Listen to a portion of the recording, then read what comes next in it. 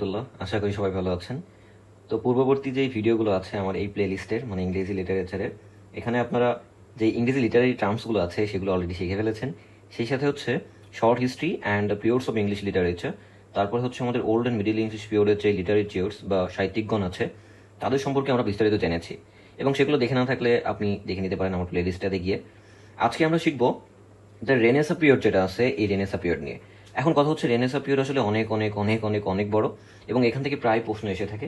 বিশেষ করে এই রেনেসা পিরিয়ডেরই আমাদের যেই প্রথম যেই উপপর্বটা আছে আমরা বলতে পারি, বা সাব পিরিয়ড, সেটা হচ্ছে দ্য এলিজাবেথান পিরিয়ড। এবং এই এলিজাবেথান পিরিয়ডের একদম শেষের দিকে উইলিয়াম শেক্সপিয়র কিন্তু আমাদের ছিলেন, এবং এই উইলিয়াম শেক্সপিয়র কিন্তু ইংরেজি সাহিত্যের একজন যুগান্তকারী ব্যক্তি। আমাদের বাংলা সাহিত্যে যেমন রবীন্দ্রনাথ ঠাকুরকে আমরা চিন্তা করি, একইভাবে ইংরেজি সাহিত্যেও কিন্তু উইলিয়াম শেক্সপিয়রকে চিন্তা করা লাগে। তো এই কারণে ওনাকে নিয়ে আমি আলাদা একটা ভিডিও বানাবো। আজকে শুধু আমরা the preparation for the Renaissance এবং দ্য এলিজাবেথান পিরিয়ডের পর্যন্তই পড়বো, কিন্তু উইলিয়াম শেক্সপিয়র কিন্তু ইনক্লুড হবে না। এবং উইলিয়াম শেক্সপিয়রের পরের ভিডিওতে আমরা the Jacobean period, the Caroline period এবং দ্য কমনওয়েলথ পিরিয়ড, এই বিষয়গুলো জানবো। তো চলুন কথা না বাড়িয়ে শুরু করি। তো প্রথমে আসি হচ্ছে দ্য প্রিপারেশন ফর রেনেসা। এখন দ্য প্রিপারেশন ফর রেনেসার কথা বললে আমরা চারজনের কথা মাথায় আনবো। একজন হচ্ছে স্যার থমাস মুর, একজন হচ্ছে নিকোলো ম্যাসিয়াভেলি, নিকোলাস ইউডাল এবং স্যার ডেভিড লিন্সলে। এই যে চারজনের কথা বললাম, এরাই হচ্ছে আমাদের ধারণা করা হয় যে আমাদের যেই দ্য প্রিপারেশন ফর রেনেসা এই সময়ের হচ্ছে সাহিত্যিক। এখন একজন একজন করে সবার সম্পর্কে জানবো। সব থেকে ইম্পর্টেন্ট হচ্ছে আমাদের স্যার থমাস মুর। এখন একটা কথা বলে রাখি যে অনেকে মনে করতে পারেন যে আমার বেশিরভাগ ভিডিওতেই দেখবেন যে সাহিত্যজ্ঞান আছে তাদের যেই জন্মসাল এবং মৃত্যুসাল এতে দেওয়া থাকে। এখন এটা গুরুত্বপূর্ণ কিনা, সত্যি কথা বলতে এটা আমি দেখিনি যে কোথাও খুব গুরুত্বপূর্ণ প্রশ্ন হিসেবে কোথাও এসেছে, আমি দেখিনি আসলে। বিসিএস এর প্রশ্নগুলোতে আমি দেখলাম না কোনো সাল এসেছে। তো তারপরেও রিস্ক এড়ানোর জন্য আপনারা মুখস্থ করে নিতে পারেন, কিন্তু সবার না। যারা বিখ্যাত, যেমন স্যার থমাস মুর এই যুগের বিখ্যাত, তারপরে শেক্সপিয়র ওই সময়ের বিখ্যাত, তো যারা বিখ্যাত তাদেরগুলো অ্যাটলিস্ট মনে রাখা উচিত আমার মনে হয়, যাতে রিস্কটা আমরা অ্যাভয়েড করতে পারি। তো এখন চলুন স্যার থমাস মুর নিয়ে আমরা জানি। তো প্রথমে যেটা জানবো সেটি হচ্ছে আমাদের যেই দ্য প্রিপারেশন ফর রেনেসা, এই প্রিপারেশন ফর রেনেসার কিন্তু অন্যতম যোদ্ধা হচ্ছে আমাদের স্যার থমাস মুর। এবং তার যে শুধু লেখক লেখক হিসেবেই না, অনেকগুলো পরিচয় আছে। একটি হচ্ছে তার বাসা হচ্ছে ব্রিটেনে, তার মানে তিনি হচ্ছে ব্রিটিশ, এবং তিনি ব্রিটিশ পার্লামেন্টের কিন্তু সদস্য ছিলেন, ব্রিটিশ পার্লামেন্টের একজন সদস্য। এবং তাছাড়াও তিনি কিন্তু আমাদের ব্রিটিশ একজন আইনজীবীও ছিলেন বটে। তার মানে একজন আইনজীবী, একজন পার্লামেন্টের সদস্য, এবং তাছাড়াও তিনি একজন দার্শনিক। ওকে, দার্শনিক। এখন একটা কথা মনে বলে রাখি যে তার বাসা যেহেতু ব্রিটেনে, অবশ্যই তিনি ইংরেজি বলবেন, কিন্তু মজার বিষয় হচ্ছে তিনি ইংরেজির সমান দক্ষ ছিলেন হচ্ছে ল্যাটিনে। এই কারণে দেখবেন তার অনেক অনেক অনেকগুলো লেখা আছে যেটা হচ্ছে ল্যাটিনে লেখা, ঠিক আছে। এবং আমাদের ঢাকাকে বলা হয় প্রাচ্যের অক্সফোর্ড, তাই না? তো আমাদের এই যে যেই অ্যাকচুয়াল অক্সফোর্ড আছে আমাদের ইংল্যান্ডে, ইউকেতে, এই অক্সফোর্ডে তো পড়া আমাদের অনেকের স্বপ্ন, তাই না? তো এই স্যার থমাস মোর কিন্তু ওই অক্সফোর্ডের একজন স্টুডেন্ট ছিলেন বটে। কেমন? অক্সফোর্ড ইউনিভার্সিটির একজন স্টুডেন্ট। তাহলে অনেকগুলো বিষয় আমরা জানলাম। তিনি একজন যোদ্ধা, আমাদের যে রেনেসাসের প্রিপারেশন সেখানকার। এই যোদ্ধা মানে ওই যুদ্ধ করা না, এই যোদ্ধা মানে হচ্ছে আমাদের সাহিত্যিক হিসেবে যোদ্ধা। তিনি ব্রিটিশ পার্লামেন্টের একজন সদস্য, ব্রিটিশ একজন আইনজীবী, একজন দার্শনিক আর লেখক তো বটেই। তিনি ইংরেজি এবং ল্যাটিন দুই ভাষাতেই দক্ষ, এবং তার ইংরেজিতে মজাদার দুইটি সাহিত্য আছে। একটি হচ্ছে discussion of political subject, discussion of political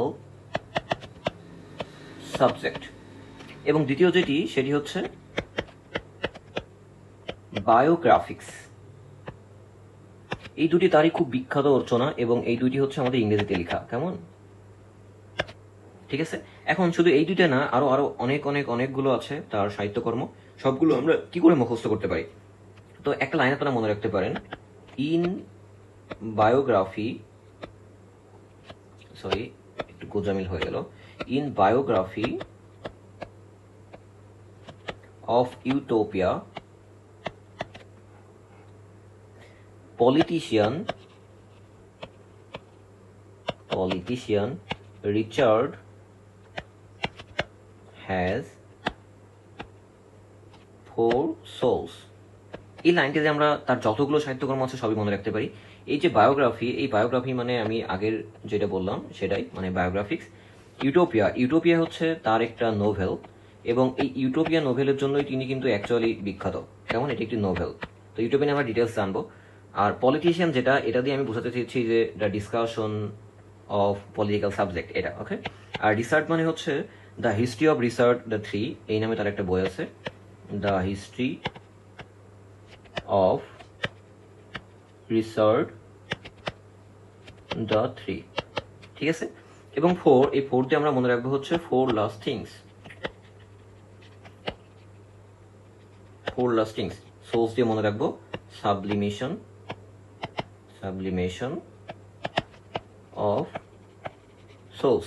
তো এইগুলোই হচ্ছে তার সাহিত্যকর্ম, বায়োগ্রাফিক্স, তারপরে ডিসকাশন অফ পলিটিক্যাল সাবজেক্ট। এই যে দুইটা বই, এটা হচ্ছে ইংরেজি লেখা এবং বাকিগুলো আছে ল্যাটিন এবং ইংরেজিতে। যেমন ইউটোপিয়া, তার একটা নোভেল অনেক বিখ্যাত, তারপর রিসার্চ দ্য থ্রি নিয়ে যে হিস্ট্রি সেটা, ফোর লাস্টিংস, আর হচ্ছে সাবলিমেশন অফ সোলস। এই যে যেই রচনাগুলো আছে এগুলোর জন্য তিনি কিন্তু আসলে বিখ্যাত, কিন্তু তার সব থেকে বিখ্যাত যেটি সেটি হচ্ছে ইউটোপিয়া নোভেল, এবং অনেকে হয়তো পড়েছেন, আমার আসলে পড়ার সুযোগ হয়নি, কিন্তু আমি থিমটা পড়েছি আর কি, এবং সেটা আজকে আপনাদেরকে বলতে যাচ্ছি। তো চলুন ইউটোপিয়ানের গুরুত্বপূর্ণ কিছু জিনিস আমরা জেনে রাখি, যেটা আমাদের পরীক্ষার জন্য এবং মজার জন্যও লাগবে। আসলে আসলে খুবই মজাদার একটা বিষয় যে এই যে ইউটোপিয়া, এই ইউটোপিয়া শব্দের অর্থের ভিতরে আসলে অনেক মজাদার একটা জিনিস লুকিয়ে আছে। এই ইউটোপিয়া শব্দটি আসলে ল্যাটিন ভাষায় রচিত এক কথায়, পরবর্তীতে যদিও এটা ইংরেজিতে আসলে সংকলন হয়েছে, তবে অ্যাকচুয়ালি এটা কিন্তু লেখা ছিল হচ্ছে ল্যাটিনে, কেমন। এবং এই কারণে কিন্তু আমি বলেছি তিনি ল্যাটিন এবং ইংরেজি দুই ভাষাতেই কিন্তু সমানভাবে দক্ষ ছিলেন, ঠিক আছে। তাহলে এই ইউটোপিয়া হচ্ছে ল্যাটিন ভাষায় আমাদের লেখা, এবং এটা যদি গ্রিক অর্থ করি ইউটোপিয়া, ইউটোপিয়া শব্দটি যদি গ্রিকের অর্থ করি তাহলে সেটা দাঁড়ায় হচ্ছে কোথাও না, মানে নো হায়ার। এখন এরকম নাম কেন? আসলে আমরা বাংলায় ইউটোপিয়ার যেই রচনা মানে অর্থ সেটা করে থাকি হচ্ছে কল্প রাজ্য, মানে এমন একটা রাজ্য যেটি হচ্ছে আমাদের এই লেখকের কল্পনা ছিল, আমাদের যেই সাহিত্যিক আছে তার কল্পনা, যেখানে কোনো বিদ্বেষ নেই, কোনো মারামারি নেই, কাটাকাটি নেই, বরং এটি একটা দ্বীপরাষ্ট্র ছিল যেখানে সবাই শান্তিতে সুখে বসবাস করবে। তো এই যে কাহিনী, তার কল্পিত যে একটা রাষ্ট্র, এই রাষ্ট্রটা নিয়েই তিনি রচনা করেছিলেন হচ্ছে ইউটোপিয়া, ঠিক আছে। এখন আরো কিছু মজাদার জিনিস, এখানের যে ক্যারেক্টারগুলো আছে, আমরা এখন থেকে যতগুলো নোভেল বা সাহিত্য বা আমরা কবিতা নিয়ে জানবো সবগুলোই আমরা মেইন ক্যারেক্টার সম্পর্কে জানবো এবং থিমটা একটু জানার চেষ্টা করবো। তো এই যে ইউটোপিয়া, এই ইউটোপিয়ায় যে মেজর ক্যারেক্টারগুলো ছিল, এখান থেকে অনেক সময় প্রশ্ন আসে নিচের কোনটি আমাদের ইউটোপিয়ার ক্যারেক্টার। তো এই ক্যারেক্টারগুলো নিয়ে একটু জানি। তো একজন ছিল হচ্ছে মোর, মানে আমাদের যে সাহিত্যিক তার নিজের নামেই মোর, MORE, নট মোর, এটা মোর উচ্চারণ হবে, ঠিক আছে। একজন ছিল হচ্ছে পিটার গেলস, পিটার গেলস। একজন ছিল হচ্ছে রাফায়েল হিথোল্ডে, রাফায়েল হিথোল্ডে। এই তিনজন হচ্ছে মেজর, অনেক অনেক অনেক ক্যারেক্টার ছিল, কিন্তু এই মেজর হচ্ছে তিনজন, মোর, পিটার গেলস, আর একটা হচ্ছে আমাদের রাফায়েল হ্যাথোল্ডে। এই তিনটা মনে রাখবেন, ঠিক আছে। এখন কাহিনীটা অল্প একটু বলি, যে এই যে ইউটোপিয়াটা আছে, এই ইউটোপিয়া সর্বপ্রথম হচ্ছে ল্যাটিন ভাষায় লিখে 1516 সালে, এই 1516 সালে হচ্ছে সর্বপ্রথম প্রকাশ করেন আমাদের এই সাহিত্যিক বা নোভেলিস্ট। তবে সর্বাধিক পঠিত হয়েছে কিন্তু এটা ইংরেজি ভাষাতেই, মানে যখন ল্যাটিনে রচিত হয়েছিল তখন কিন্তু অত পাঠক সমাদৃত এটা ছিল না, পরবর্তীতে যখন ইংরেজিতে ট্রান্সলেশন হয় তখন কিন্তু এটা অনেক পাঠক সমাদৃত হয়, এবং তার মৃত্যুর পরেই কিন্তু এটা ইংরেজিতে আমাদের রচনা হয়েছিল, অনুবাদ হয়েছিল, এবং এটি ছিল 1551 সালের দিকে, যখন এই ইউটোপিয়ারই ইংরেজি কিংডম অফ নোহয়ার, কিংডম অফ নোহয়ার, এই শিরোনামে হচ্ছে আমাদের ইংরেজিতে পাবলিশড হয় বইটা, ঠিক আছে। তো এই যে যেই বইটা, এই বইটাতে তিনি আসলে দুইটা বিষয় তুলে ধরেছেন। তার এই দুইটা দিক হচ্ছে, একটাতে হচ্ছে তিনি চেনা যে দেশের চিত্র, মানে তিনি তো ব্রিটেনে ছিলেন, তার ব্রিটেনের যে তৎকালীন চিত্র সেটি হচ্ছে বর্ণনা করেছেন, যেমন মানে ব্রিটেন কিরকম অশৃঙ্খল ছিল, ব্রিটেনে নির্যাতিত নিপীড়িত মানুষের চিত্র, তারপরে কার্য ব্যবস্থা, সম্পদের অসম বন্টন, ভাগগড়া মানুষের চিত্র, এই বিষয়গুলো তিনি প্রথম ভাগে আলোচনা করেছেন, এবং দ্বিতীয় ভাগে তিনি এমন একটা দেশের কথা চিন্তা করেছেন যেই দেশের নাম তিনি দিয়েছিলেন ইউটোপিয়া। এবং এই ইউটোপিয়া ছিল হচ্ছে তার একটা অলিক দেশ, যেখানে হচ্ছে কোনো মারামারি থাকবে না, কাটাকাটি থাকবে না, কোনো বিদ্বেষ নেই, কোনো বৈষম্য নেই, বরং সবাই একে অপরের সাথে সৌহার্দ্যপূর্ণ এবং সহযোগিতামূলক যেই মনোভাব সেটা নিয়ে হচ্ছে বাস করবে, এবং এটা হবে খুবই সুন্দর একটা দ্বীপ রাষ্ট্র, কেমন। তো এটাই ছিল মোটামুটি হচ্ছে ইউটোপিয়ার কাহিনী। তাহলে ইউটোপিয়ার অনেকগুলো কথা জানলাম আমরা। এটার গ্রিক অর্থ দাঁড়ায় হচ্ছে নোহায়ার, এবং এটি পরবর্তীতে 1551 সালে আমাদের কিংডম অফ নোহায়ার হিসেবে ইংরেজিতে ট্রান্সলেশন হয়েছিল। এই দুইটার পার্ট আছে, একটা হচ্ছে ব্রিটেনের তৎকালীন যে অবস্থা সেটা বর্ণনা করেছেন, এবং দ্বিতীয় ভাগে হচ্ছে তার ইউটোপিয়া যে কাল্পনিক একটা জায়গা সেটা নিয়ে তিনি আলোচনা করেছেন। ওকে, মেজর ক্যারেক্টার আমরা তিনটা জেনেছি, মোর, পিটার গিলস, আরেকজন হচ্ছে রাফায়েল হিথোল্ডে। ওকে, এখন আসো নিকোলো ম্যাচিয়াভেলি। এখন আমরা যখন ওই যে লিটারারি টার্মস পড়ছিলাম তখন কিন্তু একটা কথা বলেছিলাম ম্যাচিয়াভেলি, তাই না? ম্যাচিয়াভেলি বা কেউ কেউ বলে ম্যাকিয়াভেলি, তাহলে এটা কিন্তু একটা লিটারারি টার্মসও পড়ে। তো এই ম্যাচিয়াভেল বলতে বোঝায় আসলে সেই সমস্ত ক্যারেক্টার যারা একটু সেলফিশ টাইপের, যেমন ম্যাচিয়াভেল ক্যারেক্টার, মানে তারা একটু সেলফিশ টাইপের, হ্যাঁ, যারা মানে অন্যর ভালো বোঝে না, বরং নিজের ভালোটা বেশি বোঝে, অন্য ক্ষতি করতে আসলে দ্বিধাবোধ করে না। এই ধরনের ক্যারেক্টারকে আমরা সাহিত্যের ভাষায় বলি হচ্ছে ম্যাচিয়াভেলিয়ান ক্যারেক্টার, ঠিক আছে?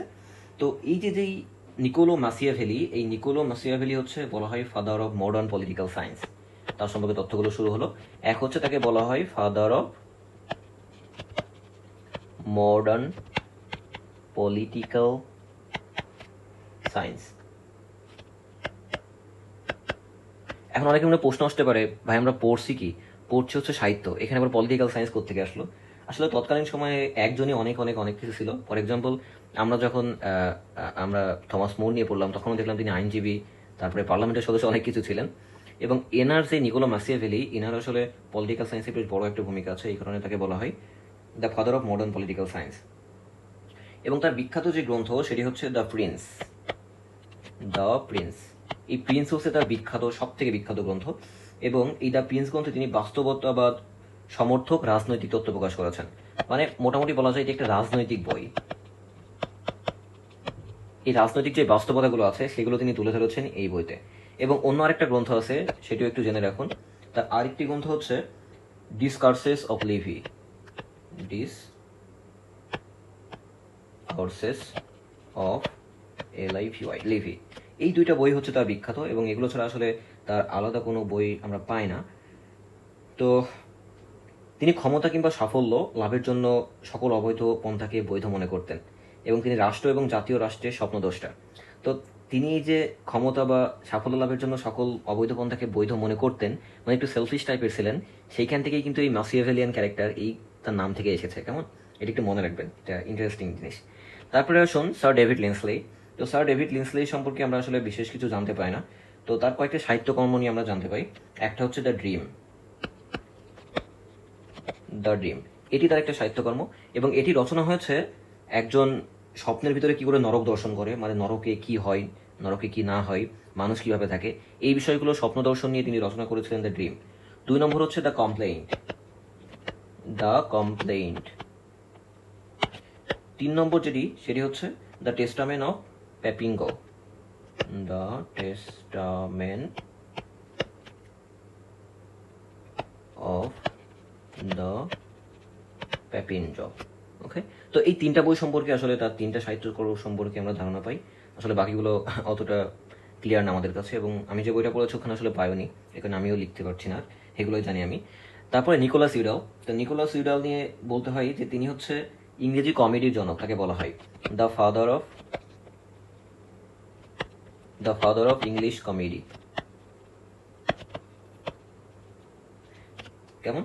তাহলে নিকোলাস ইউডাল হচ্ছে the father of English comedy বা ইংরেজি কমেডির জনক, কারণ তিনি ইংরেজি সাহিত্যের প্রথম যেই কমেডি সেটি কিন্তু তিনি লিখেছিলেন, এবং সেটা কি ছিল জানেন? র্যালফ রোইস্টার ডোইস্টার।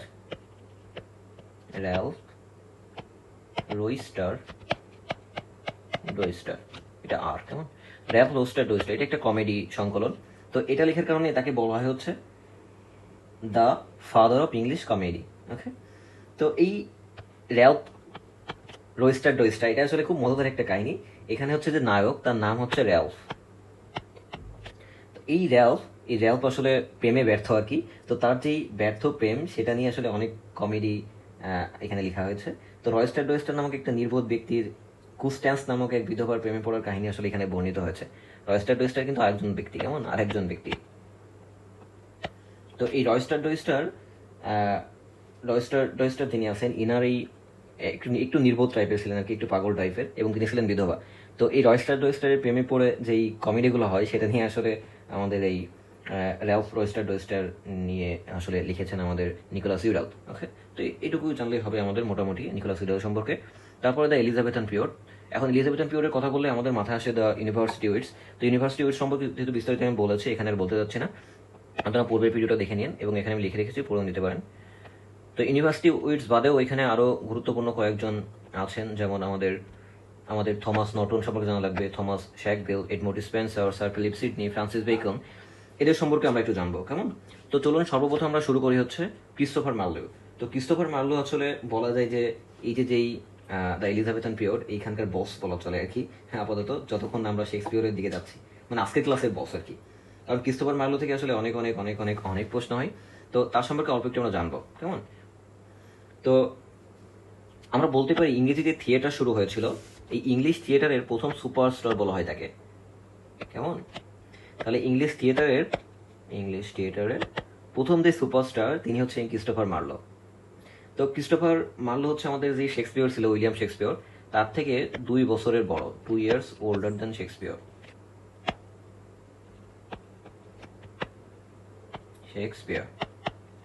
ঠিক আছে, তার মানে এই ক্রিস্টোফার মার্লো আমাদের শেক্সপিয়র থেকে 2 বছরের বড়। এই হিসাবে তাকে বলা হয় হচ্ছে প্রিডিসেসর, মানে পূর্বপুরুষ আর কি। এটা কিন্তু প্রশ্ন এসেছে আমাদের বেশ কয়েক জায়গায়। আমরা বলি লেখা হয় না কেন, সরি, প্রিডিসেসর মানে পূর্বপুরুষ বা পূর্বসূরি বলতে পারি, কেমন? যেহেতু তার বয়স হচ্ছে আমাদের শেক্সপিয়র থেকে বড়।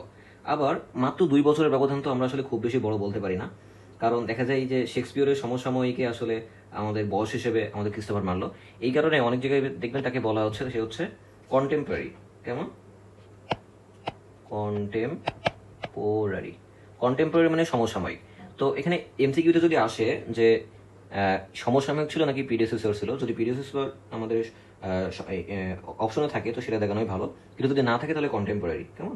এবং এভাবে প্রশ্ন আসতে দেখেছি আমি যে আমাদের উইলিয়াম শেক্সপিয়রের সমসাময়িক বা কন্টেম্পোরারি কে ছিলেন, তিনি কিন্তু ক্রিস্টোফার মার্লো। ওকে, তো এটা নিয়ে একটু কনফিউশন হয় আসলে, কারণ বয়সের দিক থেকে মোটামুটি মাত্র 2 বছরের বড় আমাদের ক্রিস্টোফার মার্লো, কিন্তু সাহিত্যিক জীবন হচ্ছে আমাদের ক্রিস্টোফার মার্লো যখন লেখা শেষ করেছেন, মৃত্যুর দিকে ঢলেছেন, তখন কিন্তু আমাদের উইলিয়াম শেক্সপিয়র লেখা শুরু করেছেন, মানে শেষের দিকেই বলা যায়। তো এই কারণে অনেকে বলে থাকেন প্রিডিসেসর, আবার কেউ কেউ বলে থাকেন না না, যেহেতু মোটামুটি একই সময় বয়স, তো সেই হিসেবে আমরা বলতে পারি না তারা হচ্ছে কন্টেম্পোরারি, কেমন? দেখবেন যে শেক্সপিয়র যখন আমাদের প্রথম পর্যায়ে নাটকগুলো লেখা শুরু করে, তখন মার্লোর কিন্তু সাহিত্যিক জীবন একেবারে শেষের দিকে ছিল, কেমন? তো এই কারণে তাকে আমরা বলছি হচ্ছে প্রিডিসেসর। তিনি হচ্ছে আমাদের যেই ট্র্যাজেডি আছে, এই ট্র্যাজেডির কিন্তু ফাদার হিসেবে পরিচিত। তাহলে প্রথম superstar of English theatre, father of English tragedy, father of English tragedy, কেমন? এবং ইউনিভার্সিটি উইটস যারা আছে তাদের ভিতরে কিন্তু তিনি খুব বিখ্যাত একজন, এবং এই জন্যই তাকে নিয়ে আমরা আলোচনা করছি। তো ক্রিস্টোফার মার্লোর যেই নাট্যভূমি বলা যায় যে তার চাষ করা যে নাট্যভূমি, সেই নাট্যভূমিতেই কিন্তু সোনার ফলন হচ্ছে আমাদের উইলিয়াম শেক্সপিয়র। এবং মার্লো নাটকে ব্ল্যাঙ্ক ভার্স বা অমৃতাক্ষর ছন্দের প্রবর্তন করেন। তো নাটকে সর্বপ্রথম অমৃতাক্ষর বা ইংরেজিতে যেটাকে আমরা বলি ব্ল্যাঙ্ক ভার্স, এটার প্রবর্তন করেন কিন্তু আমাদের ক্রিস্টোফার মার্লো।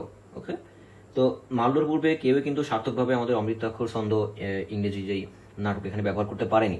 তো অক্সফোর্ড থেকে পড়াশোনা করা ক্রিস্টোফার মার্লো মাত্র 23 বছর বয়সে, তার মানে তিনি কিন্তু অক্সফোর্ডের একজন ছাত্র ছিলেন, যেটা আপনারা ওই ইউনিভার্সিটি ওয়েস্ট পড়লেই দেখতে পারবেন। এই যে অক্সফোর্ডে যারা ছিল তার ভিতরে কি ভুল লিখেছে, ভুল লিখলাম কি? অক্সফোর্ড তো হওয়ার কথা না, আমাকে একটু চেক করতে দিন। ওকে, এটা সম্ভবত ক্যামব্রিজ হবে, কেমন? ভুল করে লিখেছি এখানে, এটা হচ্ছে ক্যামব্রিজ। তাহলে ক্যামব্রিজ, ওকে। তো তিনি হচ্ছে ক্যামব্রিজের একজন ছাত্র ছিলেন। তো তার বয়স যখন 23, মানে বয়স হিসেবে ধরলে সেটা 1587 সাল হয়। তো তার বয়স যখন 23, তখন তার প্রথম যে নাটক, মানে ট্যাম্বুরলাইন দ্য গ্রেট, এই ট্যাম্বুরলাইন হচ্ছে তৈবুর লং, কেমন?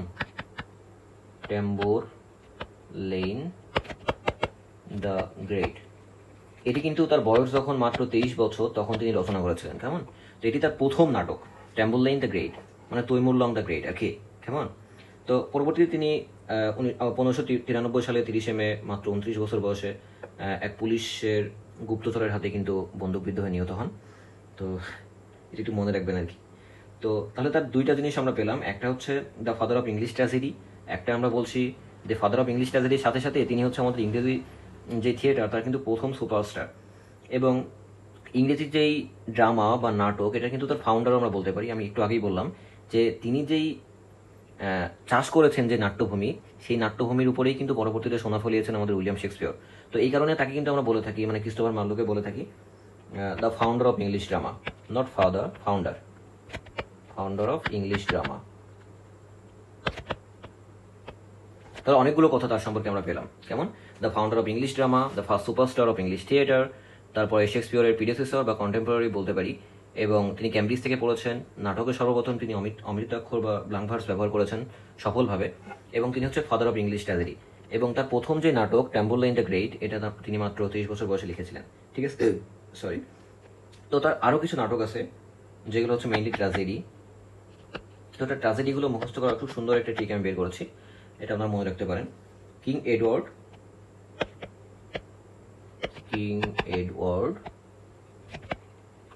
অ্যান্ড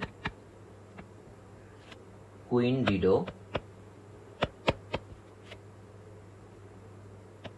জিউ ডক্টর ফস্টাস,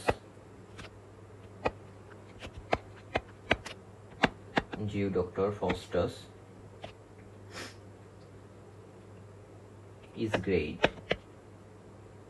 তো এটা দিয়ে আসলে তার যতগুলো ট্র্যাজেডি আছে সবগুলো মুখস্থ হয়ে যায়। তো প্রথমে যেটি আমি লিখেছি কিং এডওয়ার্ড, এটা হচ্ছে এডওয়ার্ড 3, কেমন? Sorry, Edward 2। এই এডওয়ার্ড 2 হচ্ছে তার একটা ট্র্যাজেডি নাটক। তারপরে কুইন ডিডো, এই কুইন ডিডো তার হচ্ছে একটা ট্র্যাজেডি নাটক, যার অ্যাকচুয়াল নাম হচ্ছে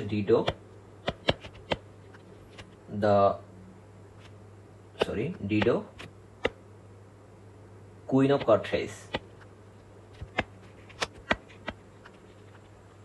ওকে, তারপরে জিউ, এই জিউ হচ্ছে তার আরেকটা আছে, দ্য জিউ অফ মাল্টা, তার আরেকটি tragedy, the Jew of Malta, ঠিক আছে? আর ডক্টর ফস্টাস, এটা সম্পর্কে সবাই জানেন। ডক্টর ফস্টাস আসলে আমরা ছোটবেলায় অনেকে পড়েছি, আমি নিজে পড়েছি আসলে, এই কারণে আমার খুব ভালোভাবে মনে আছে যে এটি লেখক ছিল ক্রিস্টোফার মার্লো। ওকে, তাহলে ডক্টর ফস্টাস একটা বলেই ফেলেছি। তার প্রথম যে নাটকটা ট্যাম্বুরলাইন দ্য গ্রেট, এইগুলো হচ্ছে তার ট্র্যাজেডি মেইনলি, কেমন? এবং তাছাড়াও তার কিন্তু পোয়েম আছে, প্যাস্টোরাল পোয়েম আছে একটা, সেটা হচ্ছে the patient shepherd to his love. তাহলে পোয়েম কি আছে? পোয়েম হচ্ছে the passionate shepherd to his love, এটা একটা প্যাস্টোরাল পোয়েম। এবং তাছাড়াও হিরো অ্যান্ড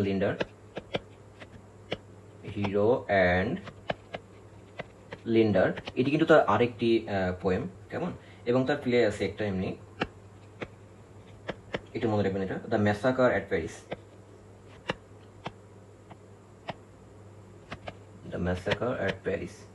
আমার হাতের লেখার জন্য ক্ষমা করবেন, আমি মুখে বলে দিচ্ছি এই কারণে, শুনলে ভালো হয় দীঘার থেকে। আমার হাতের লেখা এত বাজে, ডক্টরি লেখা আর কি, অ্যাজ আমি মেডিকেল স্টুডেন্ট, আসলে এরকম হওয়া স্বাভাবিক। সবাই বলে আমাকে যে তোর হাতের লেখা আসলেই খারাপ। আচ্ছা, ঠিক আছে, তো আমরা পড়ায় ফিরে আসি। তাহলে তার ট্র্যাজেডি, পোয়েম এবং প্লেগুলো আমরা দেখলাম। তার প্লে হচ্ছে দ্য ম্যাসাকার অ্যাট প্যারিস, তার পোয়েম হচ্ছে the passionate shepherd to his love, যেটা হচ্ছে একটা প্যাস্টোরাল পোয়েম, কেমন? মানে ধর্মীয় যেই বিষয়গুলো থাকে সেটা হচ্ছে এই পোয়েমটার ভিতরে আছে, কারণ আমরা এটাকে বলি হচ্ছে প্যাস্টোরাল পোয়েম। এবং হিরো অ্যান্ড লিন্ডা তার আরেকটা পোয়েম, ঠিক আছে? এখন ডক্টর ফস্টাস সম্পর্কে আমরা অল্প একটু জানবো, এবং এটা আমাদের জন্য জানা গুরুত্বপূর্ণ বটে। এখন তো এটা কিন্তু আমাদের বলা যায় যে ক্রিস্টোফার মার্লো যিনি আছেন, এনার লেখা সব থেকে বিখ্যাত যেই নাটকটি বা ট্র্যাজেডিটি আছে সেটাই কিন্তু হচ্ছে এই ডক্টর ফস্টাস। তো এটার পূর্ণ নাম আমাদের এমসিকিউতে এসেছিল একবার, the tragical history of the life and death of Doctor Faustus, ঠিক আছে? আমি কোডটা লিখে দিচ্ছি, দ্য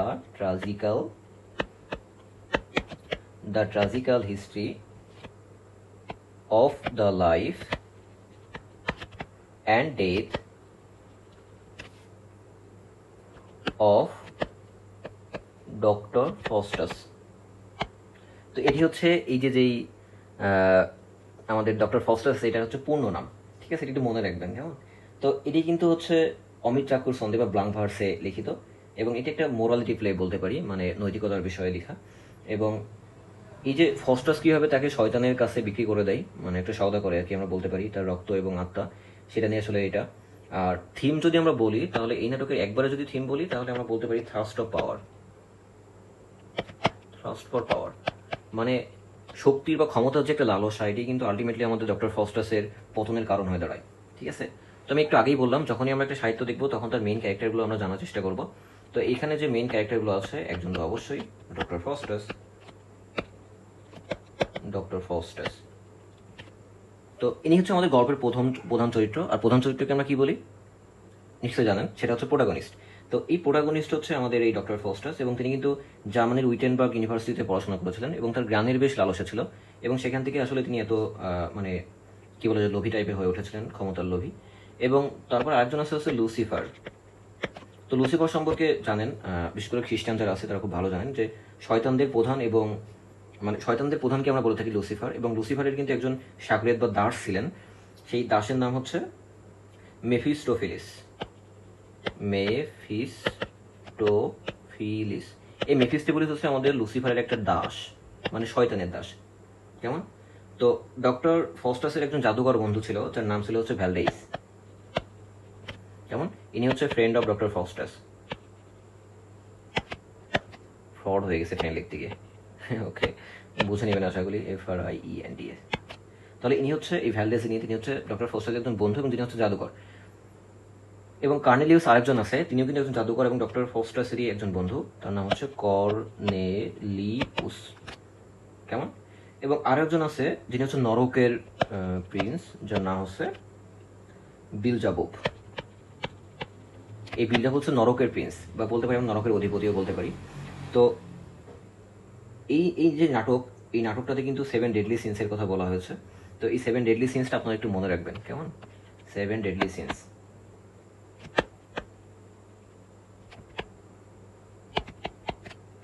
7 ডেডলি সিনস কি কি? একটা হচ্ছে গর্ব বা অহংকার বা অহমিকা বলতে পারি আমরা যেটাকে, মানে প্রাইড। 2 নম্বর হচ্ছে কোভেটাসনেস, যেটাকে আমরা বলি হচ্ছে লোলুপতা বা অনেক বেশি লোভী হওয়া আর কি, কোভেটাস হওয়া, কোভেটাসনেস। 3 নম্বর হচ্ছে ক্রোধ, মানে আমরা ইংরেজিতে যেটাকে বলি র্যাথ। 4 নম্বর হচ্ছে পরশ্রী কাতরতা, মানে এনভি যেটাকে বলি, এনভি। ওকে। 5 নম্বর হচ্ছে অতি ভোজন, মানে খুব বেশি খাওয়া আর কি, এটা একটা মেজর সিনে ধরা হয়, এটাকে আমরা বলি গাটনি। ওকে, GUTTONY, সরি, এই GUT এটা মানে গাট, গাট মানে হচ্ছে আমাদের পরিপাক নালীকে বোঝায়, সেখান থেকে আসলে গাটনিটা আসছে, মানে অতি ভোজন। 6 নম্বরে আমরা বলি হচ্ছে অনেক বেশি অলস হওয়া, মানে স্লথ হওয়া। স্লথ কিন্তু একটা প্রাণী, অনেক স্লো হয় আর কি। যারা আইসিএস দেখেছেন, আইসিএসে দেখেছেন, স্লথ কিন্তু একটা ক্যারেক্টার আছে। কেমন? তারপরে কামুকতা বা লাম্পট্য, এটাকে আমরা বলি হচ্ছে লেসারি।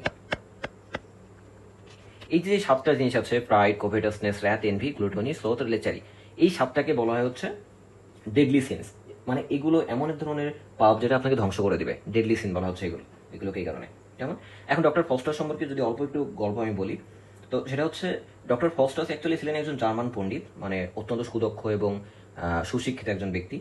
তো তিনি জার্মানির যে উইটেনবার্গ ইউনিভার্সিটিতে পড়াশোনা করতেন, এবং তার জ্ঞানের যে তৃষ্ণা, এই তৃষ্ণায় আসলে আলটিমেটলি তাকে কি করে একটা করুণ পরিণতির দিকে ঠেলে দেয়, সেটাই কিন্তু এই নাটকে হচ্ছে বর্ণনা করা হয়েছে। তো ডক্টর ফস্টাস হচ্ছে চিকিৎসাবিদ্যা, দর্শন, পদার্থবিদ্যা, এমনকি আধ্যাত্মিকতাও কিন্তু আয়ত্ত করে ফেলেছিলেন, এবং তিনি আত্মীয়স্বজনদের যে আর্থিক সহায়তা, সেটা নিয়ে কিন্তু ধর্মতত্ত্বে PhD পর্যন্ত অর্জন করেছিলেন। কিন্তু এই এত এত জ্ঞানও তাকে কিন্তু আসলে সন্তুষ্ট করতে পারেনি, তার জ্ঞানের যে তৃষ্ণা, এটা আলটিমেটলি তাকে ব্ল্যাক ম্যাজিকের দিকে নিয়ে যায়। এবং তার যে 2 বন্ধুর কথা বললাম, একজন হচ্ছে আমাদের ভ্যালডেস, আর একজন হচ্ছে কর্নেলিয়াস। এই দুজন কিন্তু তাকে পরামর্শ দেয়, হ্যাঁ বন্ধু, তুমি জাদুবিদ্যা শিখো। তো তখন তিনি জাদুবিদ্যা শেখার জন্য মানে কি বলে, স্থির করলেন। তো স্থির করার পরে তার যেই একটাকে আমরা বলি হচ্ছে সুদূত, আর হচ্ছে কুদূত, মানে ব্যাড এঞ্জেল এবং গুড এঞ্জেল, যেটা আমাদের 2টা ঘাড়ে থাকে। তো একদিকে ব্যাড এঞ্জেল বলতে থাকলো, হ্যাঁ হ্যাঁ তুই এটা কর, অন্যদিকে গুড এঞ্জেল তাকে পরামর্শ দিতে হলো, না না ডক্টর ফস্টাস এটা করিস না।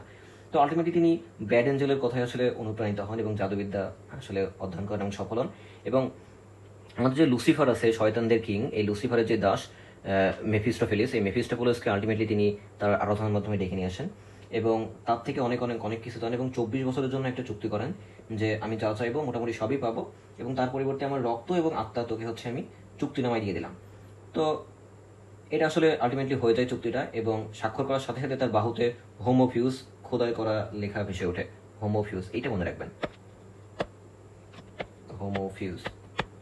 এই হোমোফিউজ একটা জার্মান, এর যদি আমরা বাংলা করি, সরি ইংরেজি করি, তাহলে হয় ও ম্যান ফ্লাই, মানে ও ম্যান উড়ে যাও। ঠিক আছে? তো এটা কিন্তু তার লেখা তার হাতে উঠে পড়ে, এবং ক্ষমতা লাভের গর্বে কিন্তু সাথে সাথে তিনি চিৎকার করে ওঠেন, divinity adieu, this metaphysics of magicians and necromantic books are heavenly, এই কথাটা কিন্তু তিনি বলেছিলেন, একটু মনে রাখতে পারেন আপনারা, ইন্টারেস্টিং আর কি। তো সেই সময় গ্রিসের যেই সব থেকে সুন্দরী ছিলেন তিনি ছিলেন হচ্ছে হেলেন।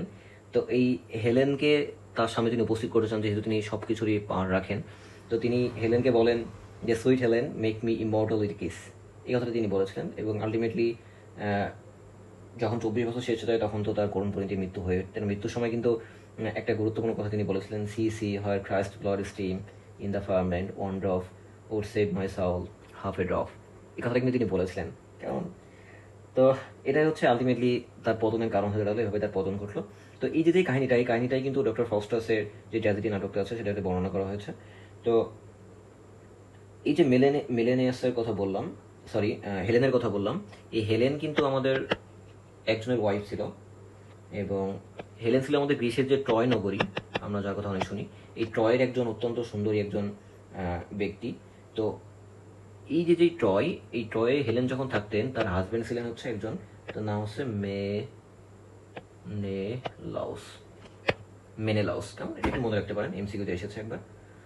তো এটাই ছিল মোটামুটি হচ্ছে আমাদের ডক্টর ফস্টার সম্পর্কে। এখন তো আরো কিছু গুরুত্বপূর্ণ জিনিস আছে সেগুলো আমরা জানবো। এই যে বললাম দ্য জিউ অফ মাল্টা, এটা কিন্তু তার আরেকটি ট্র্যাজেডি, তো এটা নিয়ে অল্প একটু জানি। তো এই জিউ অফ মাল্টা এর পূর্ণ নাম এখানে লেখা আছে, দ্য জিউ অফ মাল্টা, উপরে লেখা নেই, সরি এখানে লেখা নেই, ভুল বলেছি, আমি লিখে দিচ্ছি, সমস্যা নেই। The famous tragedy of the rich Jew of Malta. তো এটি হচ্ছে এই যে ট্র্যাজেডিটা, এই ট্র্যাজেডি নাটকটার হচ্ছে পূর্ণ নাম। তো এটা কি নিয়ে লেখা? এটা আসলে একজনের কথা বলা হয়েছে, তিনি হচ্ছে আসলে অত্যন্ত ইহুদি, মানে কি বলে, ধনী আর কি, রিস, অত্যন্ত ধনী একজন ব্যক্তি ছিলেন, এবং তিনি একজন জিউস, মানে হচ্ছে একজন ইহুদি আর কি। তো তার যেই অসাধারণ ধনলিপ্সা, এই ধনলিপ্সা কি করে তাকে আসলে চূড়ান্ত পর্যায়ের দিকে ঠেলে দেয়, সেটা আসলে এখানে বর্ণনা করা হয়েছে। তো ছোট্ট করে যদি আমরা বলি, তো এই নাটকটিতে আসলে আমাদের ম্যাকিয়াভেলি, মানে আমাদের যে ম্যাসিয়াভেলির কথা বললাম, ওই যে নিকোলো ম্যাসিয়াভেলি, মানে সেলফিশ ক্যারেক্টার, এই সেলফিশ ক্যারেক্টার এবং একই সাথে রেনেসা, মানে পুনর্জাগরণের যে একটা আভাস, এই দুইটা বিষয় কিন্তু এখানে দেখা যায়। তো এই যেই ইহুদি, এই ইহুদি হচ্ছে আমাদের বারাবাস বহুলোকে প্রতারণা করে ধন সঞ্চয় করে। তো এই ধন সঞ্চয় করার পরে হাজার হাজার সোনার মোহর আর চোখ ঝলসানো দামি পাথর সে হাত দিয়ে দিনরাত নড়াচড়া করতো। তো ধন লিপ্সার চিন্তায় তার অ্যাকচুয়ালি দিনরাত থাকতো, কিন্তু অ্যাকচুয়ালি আলটিমেটলি দেখা যায় মাল্টার যে শাসক তার সমস্ত সম্পত্তি বাজেয়াপ্ত করে নেয়। তো ধনরত্ন ফিরে পাওয়ার জন্য তার মেয়েকে সন্ন্যাসী সাজিয়ে সে বাড়িতে পাঠায়, এবং কিন্তু অবশেষে তার নিজের পাপের প্রায়শ্চিত্ত করতে হয়। এবং এই যে জিনিসটা, এটাই আসলে এতটুকু করে আসলে লেখা আছে আমাদের দ্য জিউ অফ মাল্টাতে। তো চাইলে আপনারা পড়তে পারেন, আমার আসলে পড়া হয়নি বিষয়টা, আমি এক্স্যাক্টলি যে খুব ভালো করে বলতে পারবো বিষয়টা তা না, যে পড়েছেন সে ভালো করে বলতে পারবে অফকোর্স, আমার আসলে পড়া হয়নি নাটকটা, সুতরাং আমি বলতে পারবো না এক্স্যাক্টলি। তো আরেকটা আছে, তার হচ্ছে the tragedy of Queen of Carthage Dido, যেটা আমি বললাম ওইটা একটা ট্র্যাজেডি। তো এখানে যেহেতু ফুল নামটা দেওয়া আছে আমি লিখছি না, এটার ফুল নাম হচ্ছে the tragedy of Dido Queen of Carthage, এটা আমি শুধুমাত্র লিখেছিলাম Dido the Queen of Carthage. Okay, তো এই ধারণাটা মোটামুটি এই যে দ্য কুইন অফ কার্থেস, মানে ডিডো দ্য কুইন অফ কার্থেস, এই যে ট্র্যাজেডিটা, এটা মোটামুটি ধারণা করা হয় যে 1594 সালের দিকে সম্ভবত, আমি যদি ভুল না হয়, 1594 সালের দিকে এটি প্রকাশিত হয়েছিল। এবং কার্থেজের রানী যে ডিডোর সাথে ইনিয়াসের প্রেমের কাহিনী, এই প্রেম কাহিনীটা আসলে আমাদের এই নাটকের হচ্ছে পটভূমি। তো আলটিমেটলি কি হয়, আমাদের যে প্রেম এবং কামের আনন্দ, ডিডো তার অসীম অতৃপ্ত কামনাকে রূপায়িত করতে চেয়েছিলেন, কিন্তু আলটিমেটলি বিশ্বাসঘাতক যিনি ইনিয়াস ছিলেন তার প্রেমিক, তিনি তাকে ত্যাগ করে, এবং আলটিমেটলি ডিডো চিতার আগুনে পড়ে তার জীবনাবসান ঘটান। তো এটাই আসলে এখানে বর্ণনা হয়েছে। তারপর হচ্ছে তৈমুর লং নিয়ে যেটা আছে, যেটাকে আমরা বললাম হচ্ছে টেম্বরলেইন দ্য গ্রেট। তো এটি হচ্ছে তার রচিত প্রথম সাহিত্যকর্ম, যেটি 23 বছর বয়সে তিনি রচনা করেছিলেন, এবং প্রথম নাটকও বলা চলে। তো মুঘল সম্রাটের পূর্বপুরুষ, মানে আমাদের রাজা তৈমুর লং, যিনি মুঘল সম্রাট বাবরের কিন্তু পূর্বপুরুষ ধরা হয়, তার জীবনী নিয়ে এটি লেখা। তৈমুর লং ছিলেন একজন নগণ্য মেষপালক, এবং সেখান থেকে কি করে তিনি দুর্ধর্ষ একজন যোদ্ধা হয়ে উঠলেন এবং অনেক শক্তিশালী একজন ব্যক্তি হলেন, সেটা নিয়ে আসলে আমাদের এই নাটকের উপজীব্য। তারপর এডওয়ার্ড টু নিয়ে একটা বললাম, এটিও একটা হিস্টোরিক্যাল প্লে। তো এখানে আসলে এই নাটকে আসলে রানী এবং ব্যারনের ষড়যন্ত্রে রাজা দ্বিতীয় এডওয়ার্ডের কিভাবে হত্যাকাণ্ড হয় সেটি নিয়ে আলোচনা করা হয়েছে। তারপরে দ্য ম্যাসাকার এট প্যারিস, এই ম্যাসাকার এট প্যারিসে বলা হচ্ছে ফ্রান্সের সাধু বার্থোলোমিও সিটি দিবসে অনুষ্ঠিত ব্যাপক হত্যালীলা।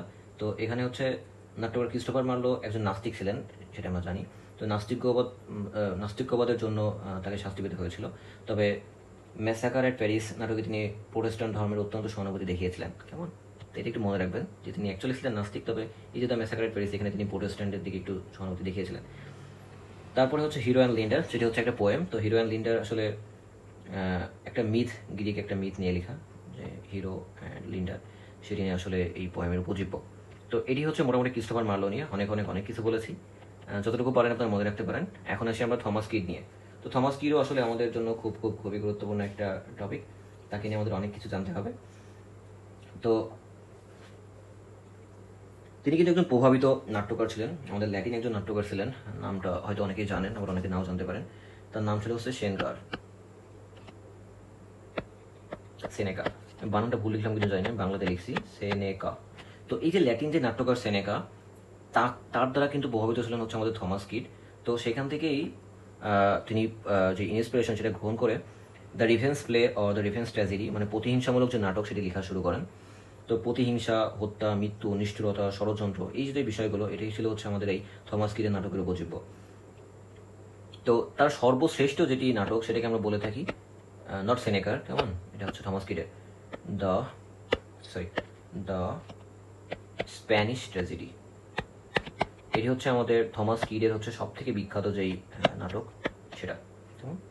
তো 100 বছর ধরে তিনি দর্শকদের মনোরঞ্জন করেছিল, এবং রাজা অষ্টম হেনরি তার শিরচ্ছেদ করেছিলেন, কারণ তিনি হেনরি স্বৈরচারী শাসনের বিরুদ্ধে ছিলেন। ঠিক আছে, তো থমাস কিড কিন্তু হেনরি পক্ষ ছিলেন না, তার বিপরীত পক্ষ ছিলেন। তো তার আলটিমেটলি শিরচ্ছেদ করা হয়, এভাবেই তার মৃত্যু হয় আসলে। এখন তার বিখ্যাত যে সাহিত্যকর্ম আছে একটা তো আমি বলে দিলাম, তিনি অ্যাকচুয়ালি বিখ্যাত হচ্ছে দ্য স্প্যানিশ ট্র্যাজেডি এর জন্যই। তো এটা আসলে একটা রিভেন্স ট্র্যাজেডি, যেটা বললাম প্রতিহিংসা পরায়ণ একটা নাটক। তো এইসব কারণে কিন্তু তিনি যেহেতু লেখা শুরু করেছিলেন, এই কারণে তাকে বলা হচ্ছে the father of English revenge tragedy, father of English revenge tragedy. ঠিক আছে, এবং ইউনিভার্সিটি উইটস যারা আছে তাদের ভিতরে তিনি অবশ্যই একজন, এবং তার ফেমাস যেটা বললাম স্প্যানিশ ট্র্যাজেডি, এবং তাছাড়াও তার একটা প্যাম্পলেট আছে। প্যাম্পলেট কি সেটা আমি আগেই বলেছি, যেটা আমি ভিডিওতে এখানে বলতে চাচ্ছি না। সেটা হচ্ছে দ্য মার্ডার অফ জন ব্রিওয়েন। তো এই দুইটা বিষয়ে দুইটা বইয়ের নামে আসলে তার পাওয়া যায়, দ্য মার্ডার অফ জন ব্রিওয়েন। ওকে, তাহলে এই দুইটা বই তার পাওয়া যায়। এখন কথা হচ্ছে দ্য স্প্যানিশ ট্র্যাজেডিতে তিনি কি লিখেছিলেন সেটা নিয়ে একটু জানি। হ্যাঁ, এই যে বইটা দেখুন, এটা হচ্ছে দ্য স্প্যানিশ ট্র্যাজেডি, আমাদের কভার পেজ আর কি, the Spanish tragedy by Thomas Kyd. Okay, এখন এটা নিয়ে একটু জানি আমরা। তো আমরা বলতে পারি থমাস কিডের সর্বশ্রেষ্ঠ যেই রচনা সেটি হচ্ছে দ্য স্প্যানিশ ট্র্যাজেডি। তো এটি হচ্ছে একটা রিভেন্স প্লে, আমরা যেটাকে বললাম একটু আগে যে রিভেন্স ড্রামা। তো এই রিভেন্স ড্রামার আরও একটা নাম আছে, কিন্তু আমি তো বলতে ভুলে গেছি, সেটা হচ্ছে রিভেন্স ট্র্যাজেডি,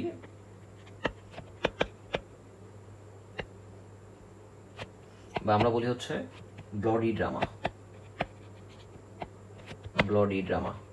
সিনোনিমাস আর কি, রিভেন্স ট্র্যাজেডি বা প্রতিহিংসামূলক নাটক, বা আমরা বলতে পারি হচ্ছে ব্লাডি ড্রামা। আচ্ছা, তো আমরা উইলিয়াম শেক্সপিয়র যখন জানবো তখন সেখানে আমরা হ্যামলেট নিয়ে পড়বো, অনেক বিখ্যাত একটা নাটক আমাদের উইলিয়াম শেক্সপিয়রের। তো এই হ্যামলেট নাটকের সাথে কিন্তু স্প্যানিশ ট্র্যাজেডির অনেক মিল পাওয়া যায়। ঠিক আছে, একটু মনে রাখবেন আর কি, এখানে প্রশ্ন এসেছিল যে স্প্যানিশ ট্র্যাজেডির সাথে আসলে সাদৃশ্যপূর্ণ উইলিয়াম শেক্সপিয়রের কোন গ্রন্থটি বা কোন নাটকটি, সেটি হচ্ছে আমাদের হ্যামলেট। ঠিক আছে, এখন সেম একইভাবে আমরা ক্যারেক্টারগুলো জানবো, মেজর ক্যারেক্টারগুলো কে কে আছে। তো মেজর ক্যারেক্টার একটা হচ্ছে আমাদের হারোনিমো, বা আমরা বলি হচ্ছে হিরোনিমো, হায়ারোনিমো মতো উচ্চারণ হয় কেন জানি না, হায়ারোনিমো। এই হিরোনিমো বা হায়ারোনিমো যাই বলেন, এটি হচ্ছে আমাদের এই গল্পের প্রোটাগনিস্ট বা প্রধান চরিত্র। এবং স্পেনের যে সেনাবাহিনী, এই সেনাবাহিনীর সর্বোচ্চ পদমর্যাদা সম্পন্ন একজন অফিসার ছিলেন হচ্ছে আমাদের এই হিরোনিমো, কেমন। এবং এই যেই স্প্যানিশ ট্র্যাজেডি, এর প্রধান যে নারী চরিত্র ছিলেন, এই নারী চরিত্র ছিলেন হচ্ছে বেল ইম্পেরিয়া। এই বেল ইম্পেরিয়া হচ্ছে লরেঞ্জোর বোন। লরেঞ্জো হচ্ছে আমাদের যেই স্পেনের ডিওক তার পুত্র, এবং এই বেল ইম্পেরিয়ারই ভাই। এবং আরেকজন ছিল হচ্ছে ডন অ্যান্ড্রিয়া। এই ডন অ্যান্ড্রিয়ার কিন্তু সাবেক প্রেমিকা ছিলেন হচ্ছে আমাদের বেল ইম্পেরিয়া।